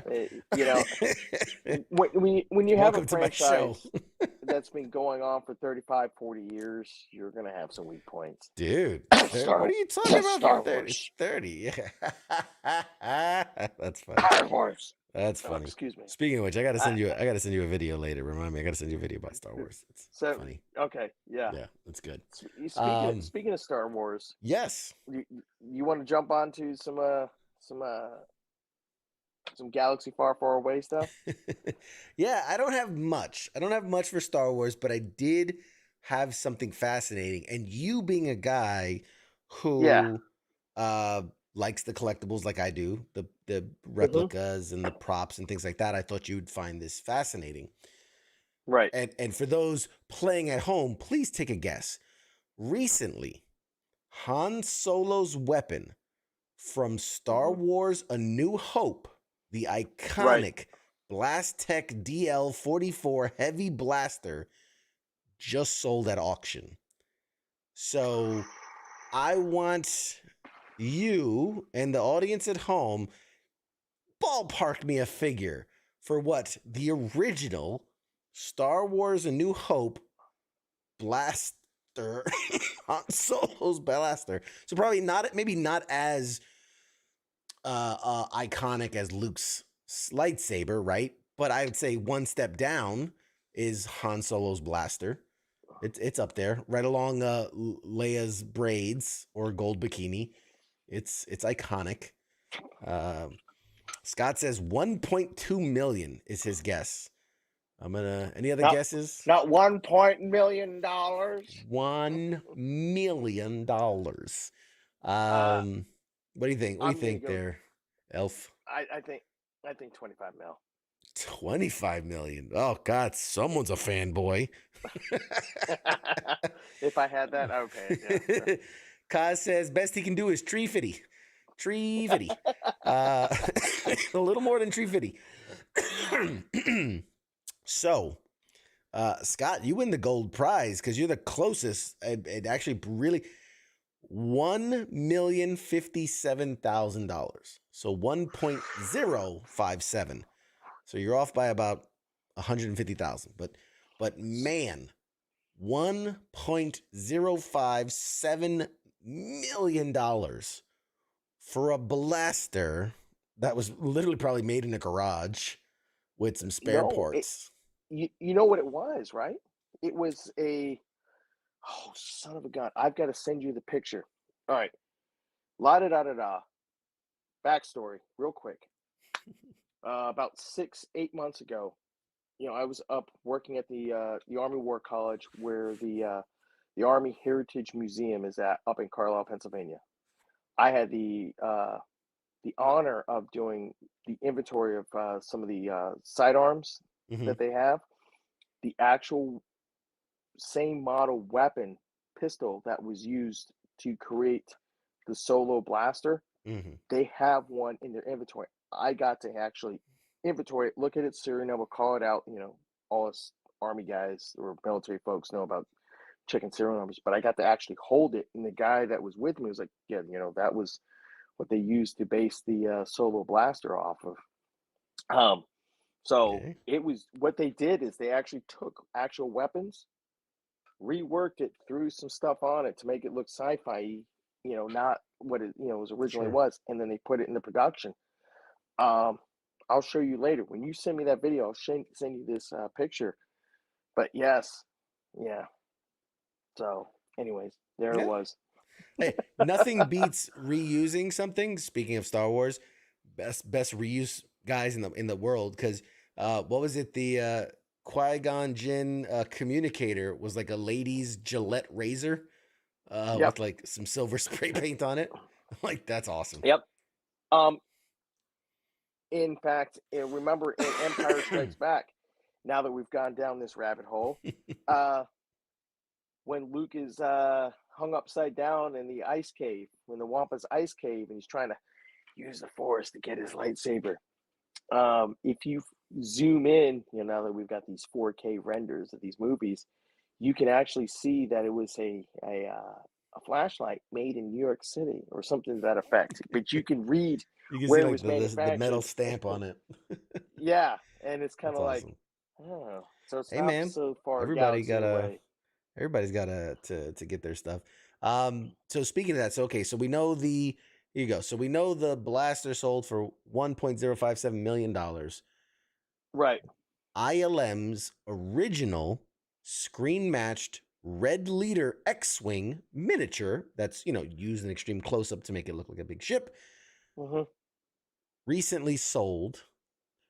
If you had to hazard a guess, it's gonna be more, right? This is Red Leader's X-Wing, screen used X-Wing. If the blaster sold for $1.057 million, wait, hazard a guess. And don't say $25 million. Wasn't that much? I'm gonna say 2.5. Oh, so close. Actually, so close yet so far. Yet so far. You're about $125,000 off. It sold for $2,375,000. So more than double what the blaster sold for. But $2.375 million for what equates to a toy about yay big. I think give me a second. I could. I got something floating around here, probably about the same size. Yeah, I know what you're talking about. But yeah, that was it was an auction. It was at Pete. Hey, Pete, how you doing? It was at the Prop Store live auction. Prop Store being one of the biggest. I've been trying to get them to sponsor me, man. Because they have incredible.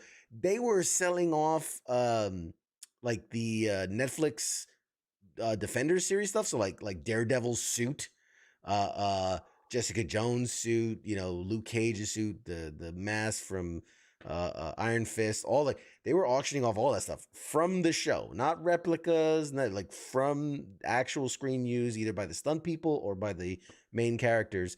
And I was like, man, if I had money, but if I had money, I would not have money. Put it that way, because I'd have a room full of displays. Let me ask you this: so you've got money, or you've got a sugar mama. She goes off and buys you Daredevil's screen used Charlie Cox's screen used suit. Are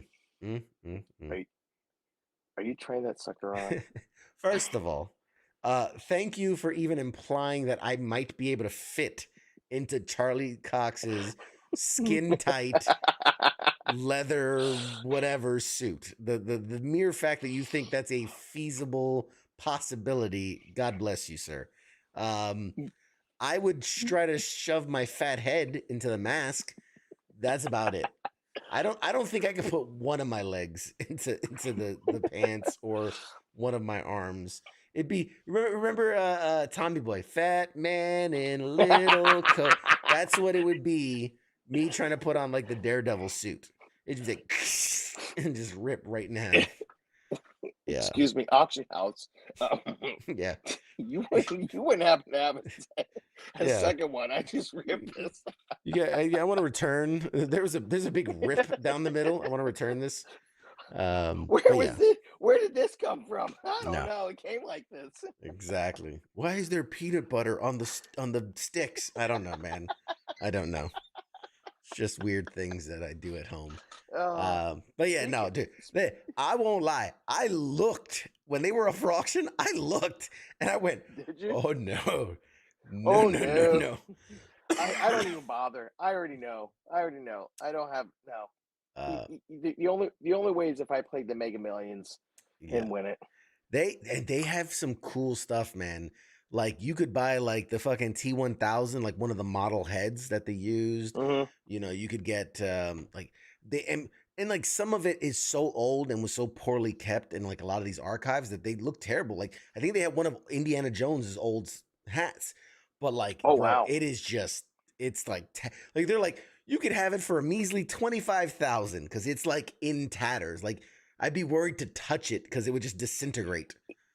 It's like have you seen the pictures of the old Ninja Turtle animatronic Oh masks? my god, it's The Mikey, tragic, the Mikey tragic. that's started to fall apart. It's like Yeah, like the yeah. no, no, Looks like a no, Ninja no. Turtle had a flesh-eating disease. Right. There's one thing where it still looks like what it was, but if it started to deteriorate because of time and age and Yeah. etc., no, I'm sorry. I don't care because that at the same time someone could turn around and go take a fedora that they bought and Mm-hmm. distress it and be like, hey, Yeah. this was used in the last crusade. That's not Rick Grimes' actual cowboy hat. That's No. a replica. Uh, Yeah. no, it reminds me of the story of when Back to the Future being as huge as it is. At the end of that, there were only like 3 left of the vehicles that were like screen used, and like Yeah. one got put in a museum, and I think one got put somewhere else, and then one of them got put on display in like I think it was like Universal or one of those parks. But the crazy thing is that they just left it out there to the weather. Mhm. People were literally peeling pieces of it off, like they were pulling pieces of it off and wires. It was left to the weather. The weather just destroyed it. And there's a great documentary on it. I highly recommend it. These guys that were such huge fans, and they're looking at it and they're like, "This is terrible. This is a screen used classic car, and it looked horrible." They've had the same thing with Ecto One from Mm-hmm. the Ghostbuster. I think it was the original Ghostbusters, but the long and the short of it is they had to restore it, and this was in 2009. They restored it because it was the 25th anniversary of Ghostbusters, and they restored it. And I remember watching the documentary because Dan Aykroyd was all about it. But yeah, it's crazy.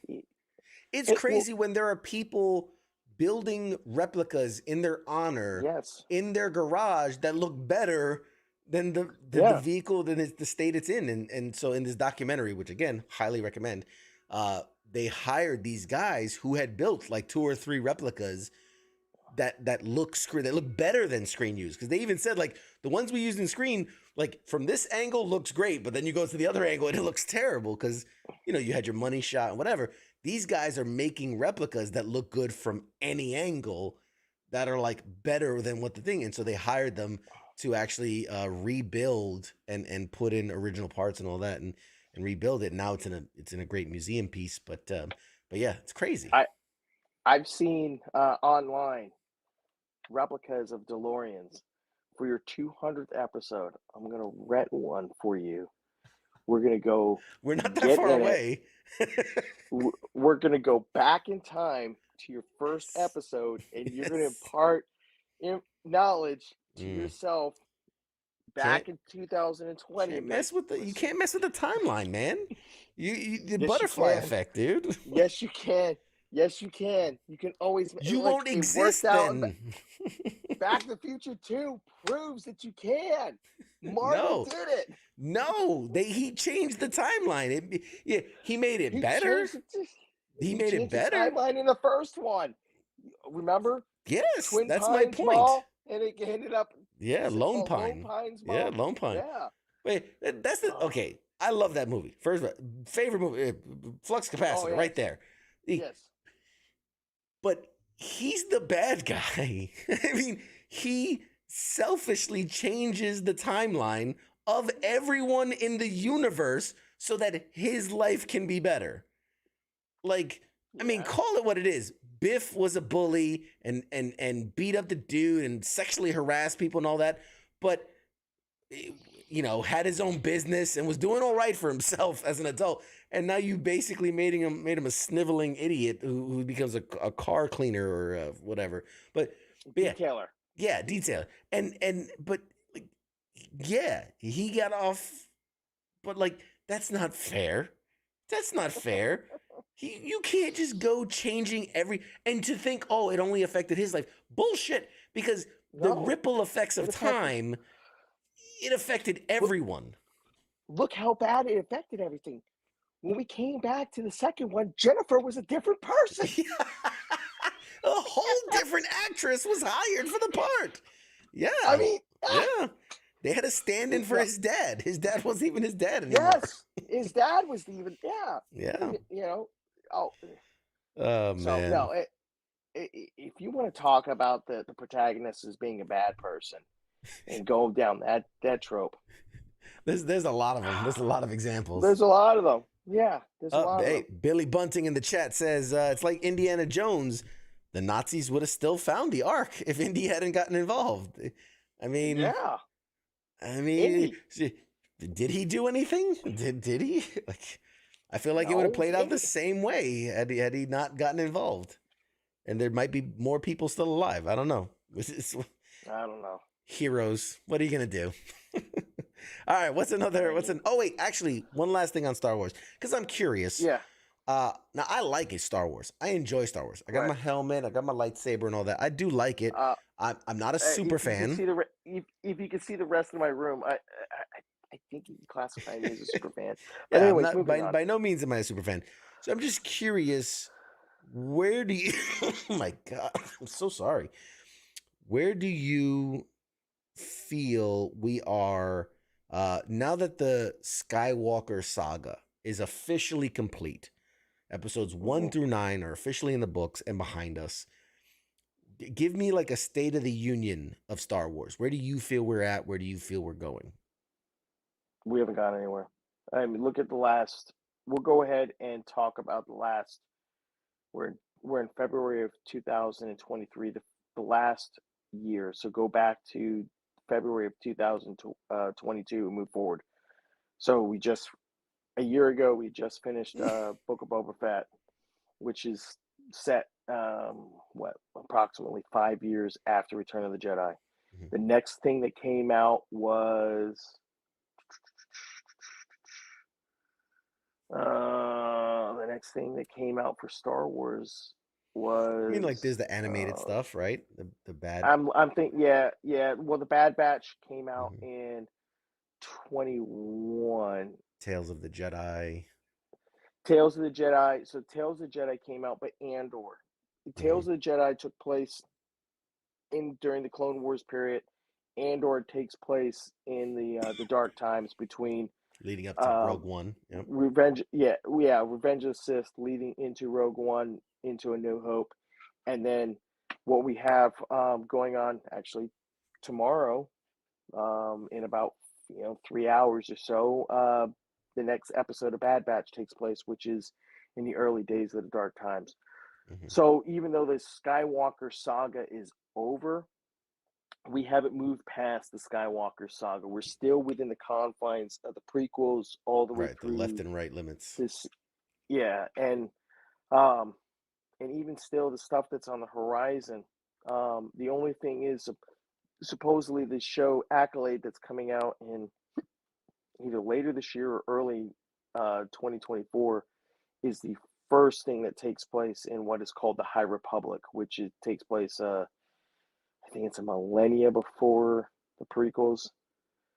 And that would be the first thing that takes place outside of the confines of what we've seen before. Mm.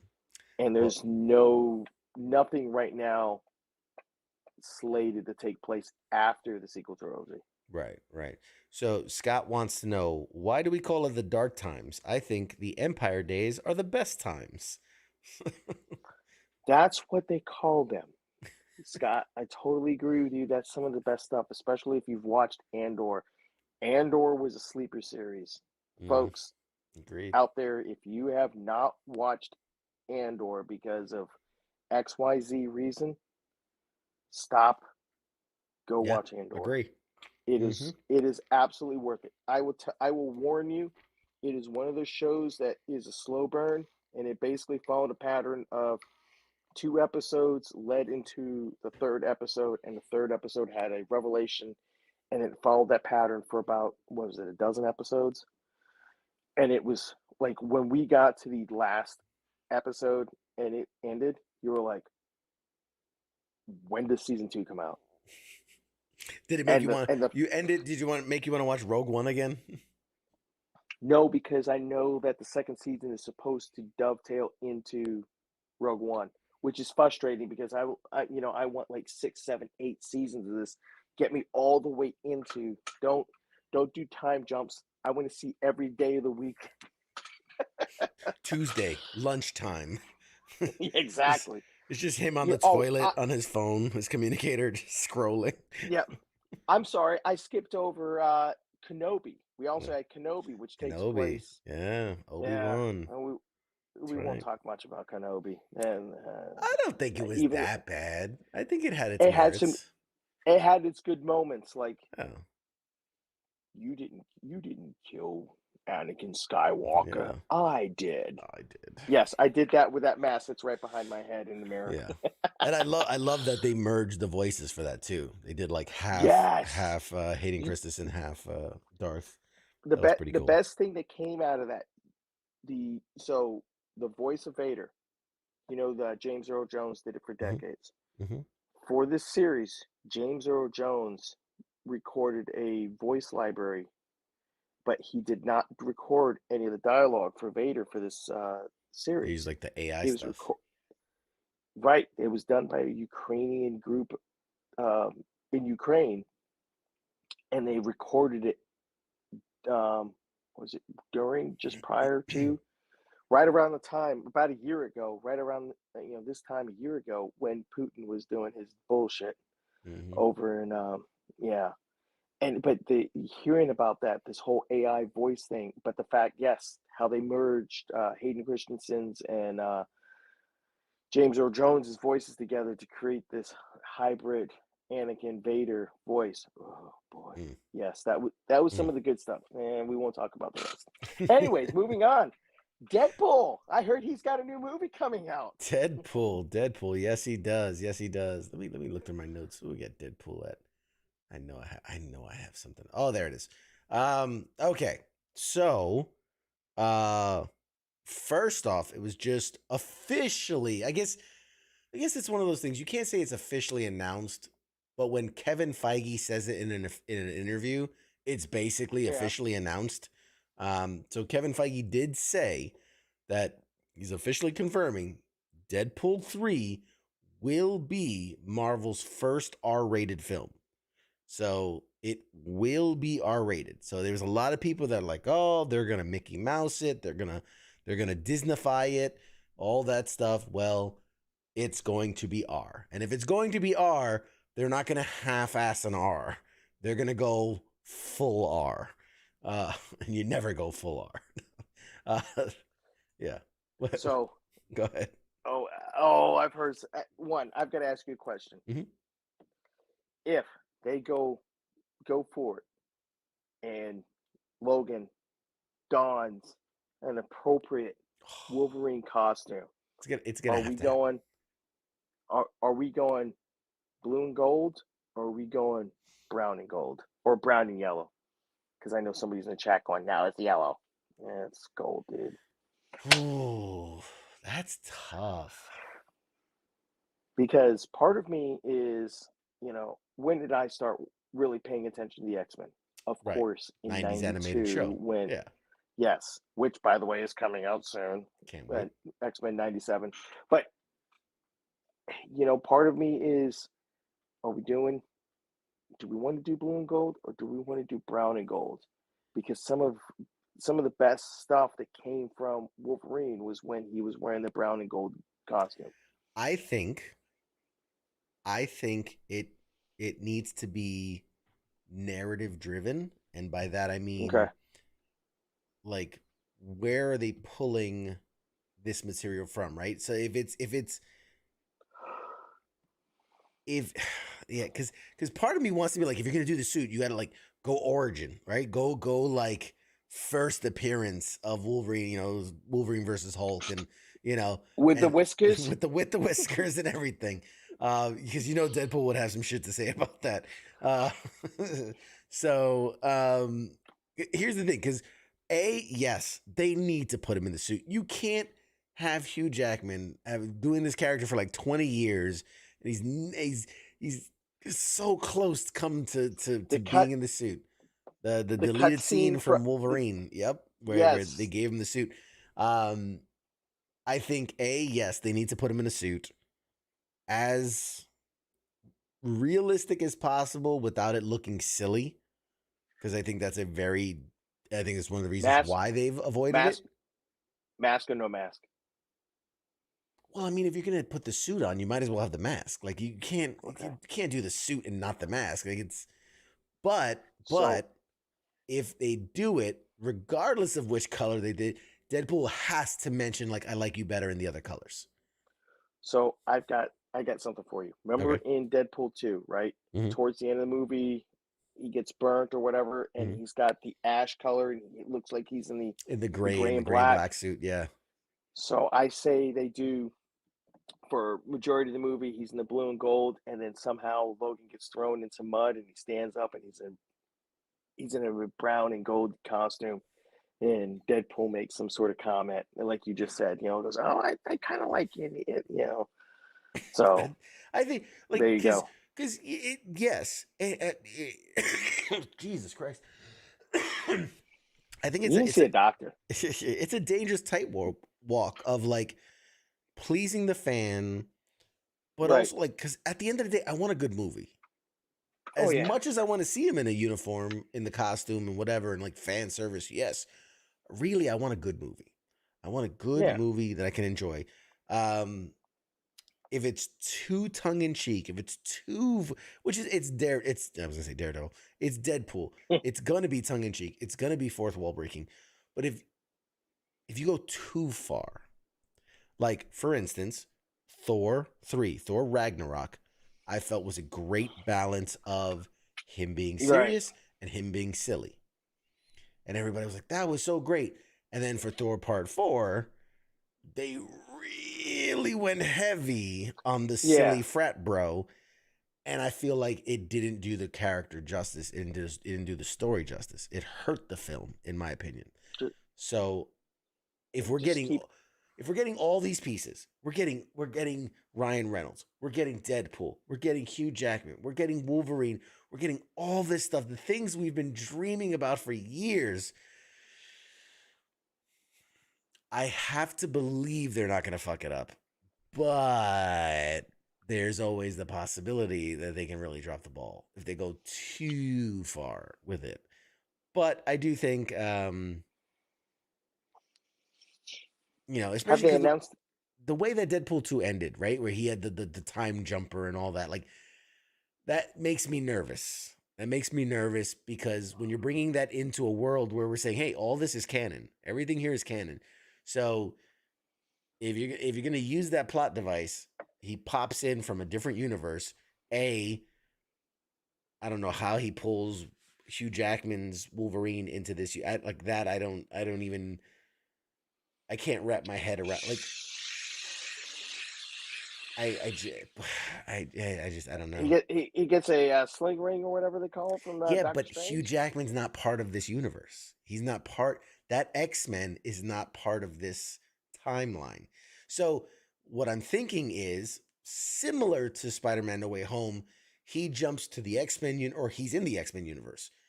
So somehow him and Wolverine, whatever, and then accidentally jump into this MCU.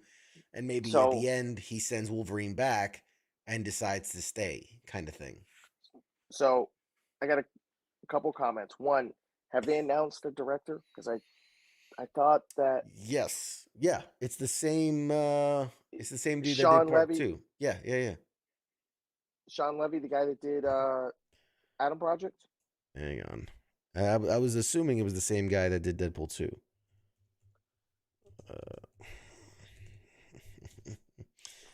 I'm Sean talking Levy. about the guy that did... It's still Sean Levy. Yep. Okay, good. there was probably about 15, actually, yeah, it was about 15 years ago. There was a Deadpool, Cable and Deadpool. Remember how Cable and Deadpool shared a comic? Mm-hmm. Long and short of it is Deadpool goes Cable goes missing and Deadpool goes looking for him, Mm-hmm. and he bounces from timeline to timeline or universe to universe. What do you want to call it? So maybe there's going to be something tied there. Remember also that comic series Exiles. Remember that? Mm-hmm. Exiles, yeah. Where it was basically a team formed of people from other dimensions. Right. Maybe they're gonna cross pollinate a little bit, and they're gonna pull from something like that. Long and short of it is Deadpool goes on a multiverse jumping thing, and on one of his first jumps, he ends up meeting Logan, and somehow they end up bouncing, and then because one of the other rumors I heard was a certain knighted individual of older persuasion that has a He's not show coming back. premiering on Thursday. He's not coming back. He's done. Hey, He's done. Hey, Patrick Stewart said in an interview promoting Picard season 3, said that he was told by Marvel, stand by, just wait for the call. Supposedly they're, hey, I mean, never maybe know.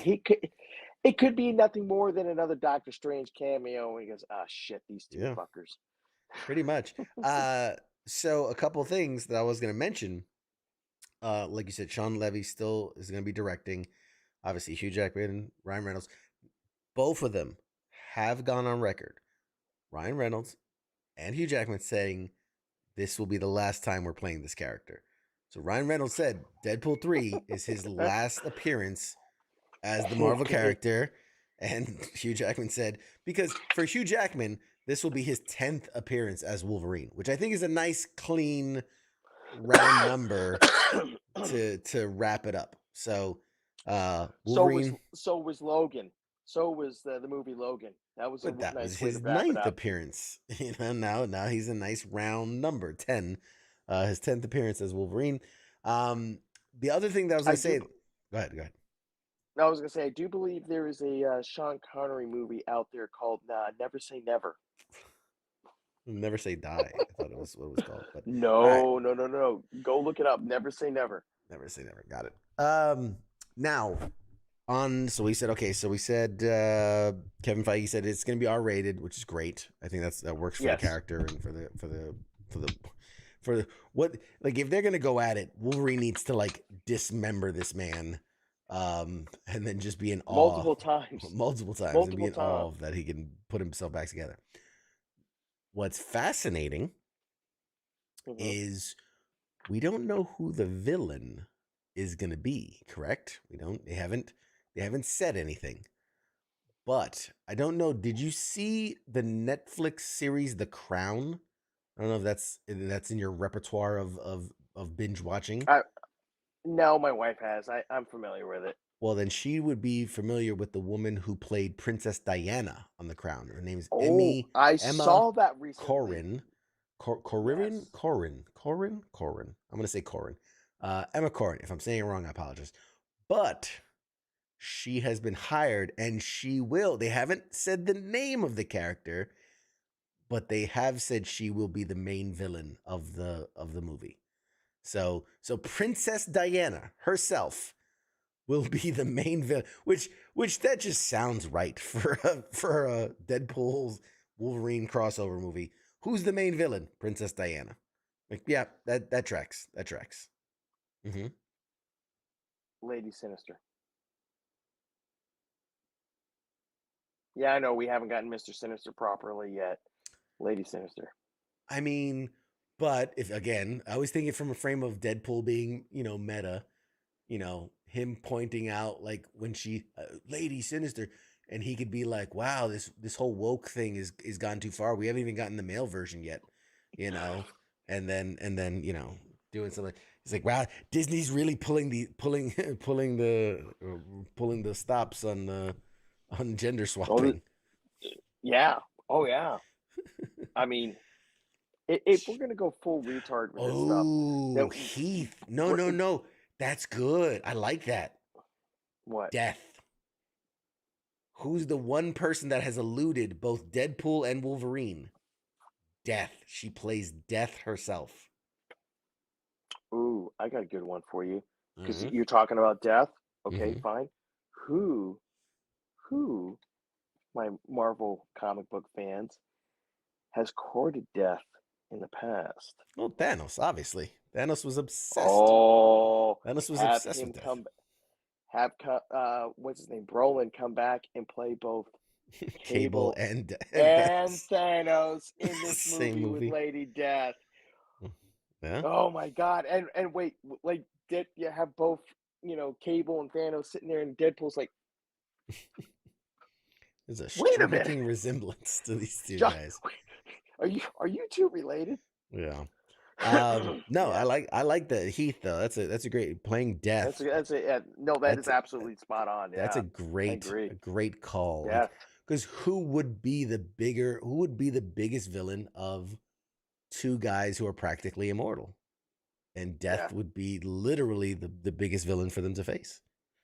That's I feel like we went deep there. I feel like we really went to a psychological place. All right. Yeah. I like it. I like it. What say you? What's one more? One more One more. Let's see. What what do we else we got got? left on the list? Well, So we many can talk things. about. We won't talk about the number 7. Let's talk about the boys. We haven't talked about the boys in a Oh, long time. the boys. And so this one's kind of a I don't want to say a tease or a bait and switch kind of, because it is about the boys, but it's not about the boys. In that, Oh, for anybody, are you a fan of the boys? I would assume so. It's a great oh, show. absolutely. I mean, if you recall, about 6, 7 months ago, I stumbled across the boys and was like, I haven't watched this yet. And then you called me out on it, going, "Wait a minute, you haven't watched the boys yet?" Yep. So I had the joy of binge watching all Yeah. three Oh three and a half wow. seasons because of Oh that wow. animated aspect of it too. But yes, the boys. I can't wait for season Oh 4. yes, season 4 is coming soon. Well, they've also announced the spin-off of the boys, Oh yes, Gen yes, V, which is yep. basically it's like, remember Saved by the Bell and then like Saved by Hmm. the Bell college years? It's basically Yeah. that. So this is the boys college years, and we have for you the very first I don't want to call it trailer. It's more like clips, released footage of the first season. So check this out. We're the Mario Brothers, and plumbing's a game. We're not like the others. That wasn't it. that was Super Mario. Let's try this It's again. me, Mario. It's me, Mario. I'm in the boys. All right. Check out this Gen V. Welcome to Godolphin University. It's a safe space for you to thrive. You're not the police. You're not the president. You're not the Pope. And it's evident. So maybe you should let me be.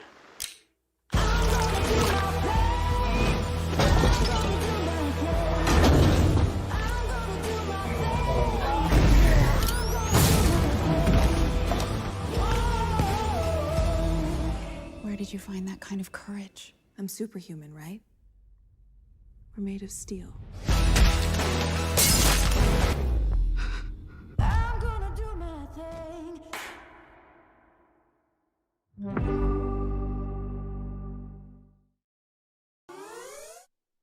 So there you Yes. go.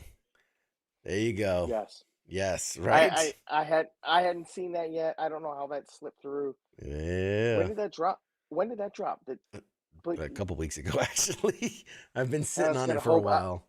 I Yeah. was hoping you were gonna tell me that dropped today, and I was like, okay. I don't feel Minutes so ago. bad. Couple weeks. Breaking news. Why we were Just happened. that? Okay, so one. All right, I'll go do burpees later too. Wow, yeah. If that's half as good as the boys, then that's gonna be pretty decent. Yeah. So I honestly like this. I do. I'm excited for it. because anytime they've done a great job with the Boys TV show, because I don't know if you read the Right. works yet. Like if you read the No. actual graphic novels, obviously the graphic No. novels are way more intense. Yeah. Way more intense. But that's always the case with everything, right? Harry Potter, Marvel, whatever it is, anytime you have to tone it down for the medium. Yeah. But what always is hard as a fan is when you go, I know what's gonna come.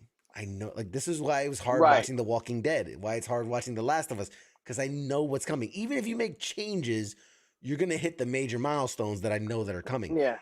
So anytime a property, I look at Fear the Walking Dead, where you Yeah, it can goes off. stay within the same universe, play by Yep. the same rules, but nobody knows what's gonna happen, and you can really Yeah. fuck with people because you're like, oh, I Yeah. like this guy, and whack, you're dead. You know what I mean? Like you can really mess with people.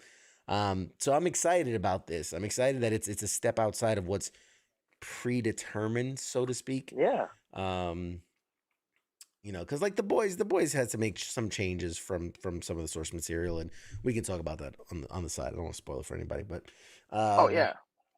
yeah, but I'm excited for the spinoff of this and to see what they do with that. I think it's gonna be interesting. I think it's an interesting take because not only are you dealing with the human versus superhuman aspect, you're also dealing with like the hormonal pubescent, transitional, like I'm not a kid, but I'm not really an adult, and dealing with all the angst and the rage and all that, but now you're also super powered and I mean, just imagine, It's like the adult version of that comic Gen X Yeah. from about 25, 30 years ago. Yeah. When Jubilee left the X-Men and Yeah. joined up with White Queen and Banshee. Yeah. Yeah, That could exactly. be, who knows? Maybe they'll do something like that. Yeah, What I want to see is and I have to go back and look at that trailer and all that stuff, but if how they're going to tie it into the boys proper and stuff like that. Well, I can tell you. And I can tell you Yeah. that what they've said, the creators and directors, which by the way, Billy says it's like Riverdale with superpowers. Yeah, they kind of like that.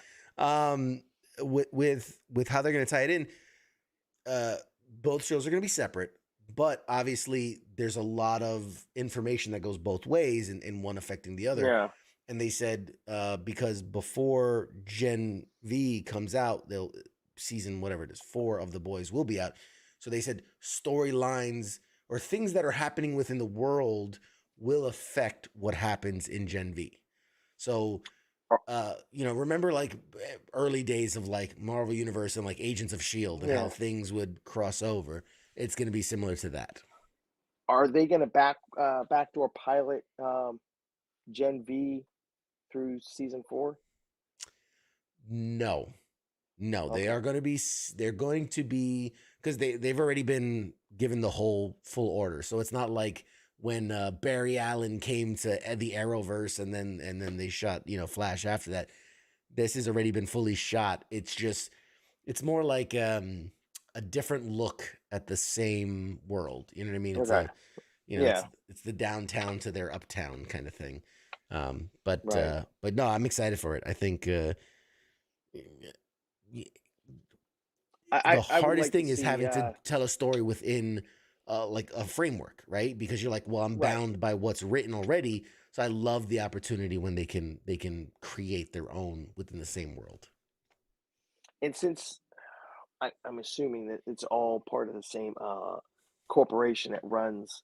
Vought Industries runs the school. Yep. Yeah, I would like to see something like Starlight come down and be like, "Oh yeah, you've been tasked to be an instructor," or what's his name, the Superman freaking. I'm such a bad. You Homelander, show you up mean? for, huh? Homelander. Oh yeah. Homelander shows up to give one of his pep talks, his speeches. Yeah. Where you're not sure if he's going to murder you or not. Class. You're the new class here, and I've got high hopes for you. And here's your new instructors, and make sure you don't screw up, and because we've got somebody we need to fill somebody on. What was the team called? The 8? Yeah, or this. Well, yeah, the 7. Yeah, the 7. Yeah, we got to fill a slot on the 7 because Deep has been screwing around again. Where we left off, I think there was like 3 left. So, so a lot of open seats. You're forward, yeah, we got openings. We're gonna be doing some tryouts. Some not to spoil it for anybody, but yeah, they're 7's not holding it together. But by the way, you gotta I'll lend them to you. I have the collection. You gotta read the story. It is that turned up to 100. Like you think? Oh man, it is. Whoo. Yeah, we'll talk. We'll talk. We'll talk. Offline. Yeah, we'll talk. Yeah, we Offline. got plenty of time to talk. Oh shit, that's right, Heath. Man, you called me out on it about that giveaway. Oh yeah, we're about 2 hours behind. Oh, yeah. Hey, what do we say every time we switch the topic? Damn. Well, yeah, about that. Let's see. I'm so unprepared now. Hey, I'm gonna blame Angry Elf. It's his fault. So you guys can we'll give it's my fault. Let me put up his address here, and you can send all the hate mail. I'll tell you what. Next week, I don't want to rush it. I don't want to pack it in here at the end. Next week we're gonna do it. Open the show. Open the show. Open the show with a giveaway. As soon as you say, "Hey, everybody, welcome to the show," giveaway. Open the show. Right. I'm gonna do 3. I'm gonna give away 3 massive prize boxes just because I feel like I owe it to the audience. I promised and I didn't deliver. Hey, you know why we're doing this? Is so next week I can be in the chat and so I can win stuff. Yeah, he wants to win things too. Yeah, so we'll definitely do that. We'll do. I don't want to. Very heavy reading, indeed. Yeah, I don't want to just rush it. Yeah, I want to make a spectacle out of it. I told you we would get in trouble. Remember, I said that we would get in trouble tonight. Why? Because we have too much fun sitting here talking. Yeah, it's your fault. Definitely your fault. Yeah. Oh, it is my fault. Blame me. Yep. Oh shit. Yeah. Yeah, Billy, I got you, buddy. Man, I gotta get you. I'm gonna square you away. I get you squared away. That's fine. I gotta make a note of that. I'm so behind on. I do owe a few people some of the goodies. You have your dog tag, right? You got your challenge coin. You got your Pop Culture Warrior challenge coin. It's over. Well, you can't see it. It's off screen, but it's over there on my. It's on my challenge it's board. right over here. Right over. Yeah. No. One of my retirement gifts was a nice coin rack that can be hung on the wall, and I think yours is on the top right corner of it. I should be dead center in the middle, man. That's where PCW should be. Dead center middle. The problem I have with this board, the way it's hanging, it's got to be balanced.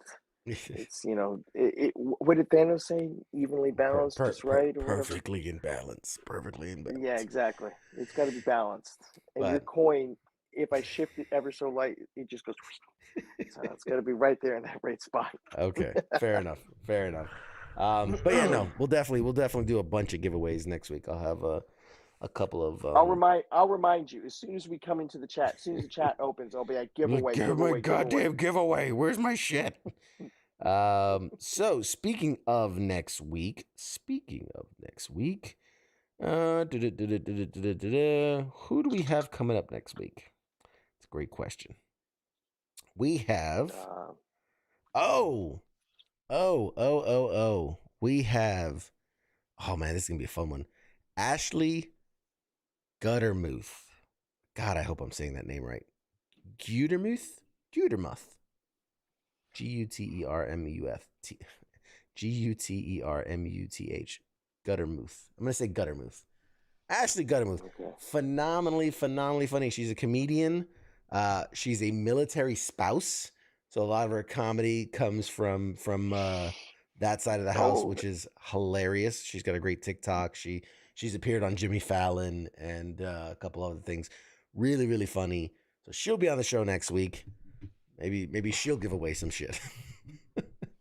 Because I'm not. Being a military spouse, yes, I got to look her up because she's probably got a foul mouth. She's probably got some stories. If my wife is still watching, half the stories my wife can tell you. I'm sure there's some stories. I'm so sure. What we're gonna do is, I think this week too, on the social, on the like on the radio page, on the Pop Culture Warrior page, we'll share some of her comedy, so that so there's clips of her comedy out there, so people can kind of get ready for her appearance here on the show. It's gonna be hilarious. She's so funny and so sweet, and I think it's gonna be a lot of fun. And we'll do giveaways, and I think I already know who my special guest co-host is next week. Pretty Is it sure. Ryan Reynolds? Is it Ryan Reynolds? I can for sure tell you it is not Ryan Reynolds. For sure. No. Actually, yeah, it's somebody we've had on before. I think people will like him. But all right, man. Well, nice. This has been your first co-hosting gig. How do you feel, man? Yeah. How do you feel? I feel good. You enjoy it? Like I said, coming into this is just going to be two guys that have known each other for too long, talking about stuff that we always talk about. Yeah, same shit, different day, man. Exactly. Pete says, I think you need a show with the wife. We need to one of these days. I'm gonna bring the wife on because she's something else. She's a character. You need to put Jenny in the bubble, not sitting next to you. She needs to be in the bubble. Mrs. CQ, yes. That's what it should say there. Miss CQ, Mrs. CQ, yes. Mrs. CQ, yeah. All right, fair enough. Yep. Happy Hearts Day, cha. Happy Hearts Day. Well, happy Hearts Day to you. All right. So, given all that information, let me close this out. So first, just want to give a big shout out to all the rest of the incredible shows here at WTF Nation Radio. I'm gonna show a little love to the rest of our sister shows, our family here at WTF Nation Radio. Sunday nights we have the Sports Bar, giving you all the latest and greatest in what's happening in sports. Monday is the Monday edition, keeping you all informed on what's happening in the world, news, politics. Obviously, you have Tuesdays, Pop Culture Warrior, right here with me, CQ, and whatever fabulous, fantastic co-host I'd choose for that very week. Wednesdays is the Smoke Pit, one of our new shows. It is, it's like if the E4 Mafia had their own show. It's great. And Thursday, that's Sergeant's Time with Ice and whoever's, I think Spanky, is co-hosting with him. But that's Sergeant's Time, giving you all of the kind of the E5 news and above. And then, of course, we have Friday Night Freedom with Kaz and Pookie. And they are just a hoot. I love tuning into their show and just having a blast with those guys, covering just all the ridiculous stuff of the day with phenomenal guests, musical co-hosts, all types of stuff. It's really great. But I'm really, really, really enjoying what the station's been doing. And yeah. What about you, Rob? What do you, man? How do you're happy to see what WTF Nation Radio is doing? Oh yeah. We're making big strides. Yeah. Big strides. Real happy. I mean, yeah. Within the last 2 months, it's almost, almost doubled. You've got 6 of the 7 days of the week covered. Next thing you know, you're going to be doubling up 8 to 9, 9 to 10. We've talked about it realistically behind the scenes. We've talked about if we got to a point where we would be doing two shows a night, or maybe doing like daytime shows. So it's nighttime, daytime. For that way, for some people that like talk radio while you're at work, listening to people just blather on about the day. Also, it works because we have listeners all over the world. So if we have you have someone in Korea doing it at nighttime, their time is going to be daytime, our time. So they could be the morning show, even though for them it's the nighttime show. So, just things. We're always pushing the envelope. We're always trying new things. We're always coming at it from new angles. Got it. Yeah, we're I mean, there's so much stuff happening behind the scenes where we're trying to take that next leap and do all. Oh my God, there's so much I wish I could talk about that I can't talk about, but lots of You things could spin happening. off and you could spin off a new show focusing on cadults. On what? Cadults. Cadults? What define cadults? Somebody who's like me that collects that stuff on a massive scale. I thought that's what this show was. No. I thought this show is was pop for cadults. culture. I'm talking about that would spend 2 hours Talking about figurines and things. The latest action figure, toy news. Like what's Hasbro putting out? What's Mattel putting out? What's Fair enough. Super 7? Did you get the newest pre-order? Did you get your Proton Pack? Did you get the new HasLab? Well, yes. I'll just tell you, we're always looking for new content here on WTF Nation Radio. You want to pitch a show and you think you can do weekly on all the collectible news, is that I would tune in. I would tune into that show because I find it fascinating. So. And here's the thing: you and I could cross over almost all the time. So fair enough. I mean, it could work. It could work. Maybe. Or you could start out as a segment. Just saying, you could like record a segment. I could air it because that's just work I don't have to do. Let's talk offline. Yeah, we'll connect. Have my people call my people talk to your people. For sure. All right, guys. Well, shit. We're gonna call it a night. This has been an absolute blast. Want to thank Angry Elf for joining me tonight in the bubble. This is too much fun. Yes, I love being in the bubble. Yes, massage. Oh yeah. There's such weight to it. There's such a weight to it. Yeah. Oh yes. There's a lot of weight to it. Anything you want to say to the audience before we call it a night? Hey, this is great, and I highly recommend it. If you ever get a chance, do it. Co-host the CQ. It's great. Yeah, So, there are perks to being a Patreon supporter. As I'm going to say. Oh yes, absolutely. And if you're not a Patreon supporter, what are you doing with your life? $5 a month can get you.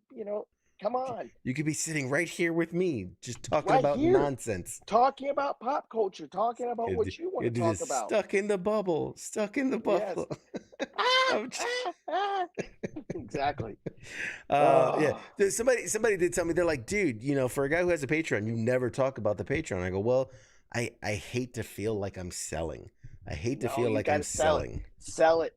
Patreon supporters, come on. If you're not, look, come on. Here's the way you get it. That's the best advertisement right there. Do an after show. CQ After Dark. CQ After Dark. God, Jesus Christ. CQ After Oh my Dark. God. People have had enough of me by the time we're done with this show. They don't want more of me. But tomorrow we'll talk about CQ After Dark. Or excuse me, Pop Culture Warrior After Dark. There we go. So excellent. Anyways. But for real though, we do have a Patreon. It's a great way to support the channel. Yes, I do try to put more content there. I'm trying to add more. For instance, I'm keeping them up to date on what's happening with the show I'm trying to sell. Lots of behind the scenes things that you won't see here or anywhere else on the page is specifically for the Patreon only. Also, lots of other exclusives, like when we do a giveaway, you will get more chances than anybody else to win. You don't even have to be watching. And what other great things? You could be co-hosting with me when I travel, which I do often. I like to take Patreon members on different adventures. I believe I took you to Shore Leave. Shore Leave. We went on Shore Leave. Yep. That was fun. Yep. Hold on. Wait. Which Shore Leave trip, we even got to meet Brandon Routh, Superman. We met Summer Glau. Yep. We met, speaking of the boys, we met the A Train. A Train was there. So what an experience. I know I took one of our Patreon members. I took him when I went to Atlanta. We went on a Marvel tour. On Walking Dead? It was Marvel and Walking Dead. Yep. We went on Marvel / Walking Dead tour. So, we like to do that. I took a Patreon member to New York Comic Con. I know he's in the chats. Hey, Pete. So there are definitely benefits to being a member. Like Billy was saying, you also get swag every once in a while. Plus, I always tell people, if you remember for 6 months, you get one of these super cool, awesome challenge coins that has the logo and then fancy. I got my free mug. Yep, my mug. I gotta give them shit, man, because I don't feel like they did a good job. 2 or 3 months ago. I don't feel like they did a good job with the printing on those mugs, but whatever. It is what it is. It's a nice mug. Yeah. The problem with the mug is it's too small for my coffee habit. I need bigger. Much larger one. We're gonna hence for the for the deluxe version. Then you get the big, like the Hulk size mug. But all right, guys, enough jibber jabbering. Thank you guys for tuning in. This was a lot of fun. Thank you so much for Angry Elf for joining us tonight. We'll be back next week with way more show. We got amazing guests coming up. Lots more co-hosts. Shit, you might have your chance to be a co-host. Just thinking about it now, I realized I should have opened up the phone lines. Let people call in. We could add some callers and, But did I lose you? I think his headphones died. All right, everybody. That's enough. You can say bye. All right, guys. We'll see you guys next week's shots.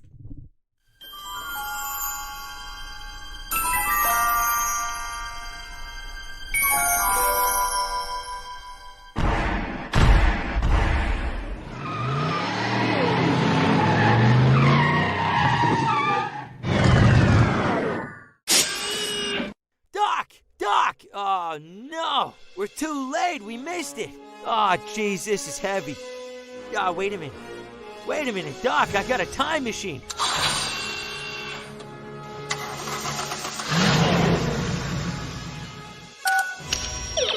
I'm just gonna punch in the coordinates. Pop Culture Warrior, Tuesday night, 8 p.m. Eastern Standard Time on WTF Nation Radio.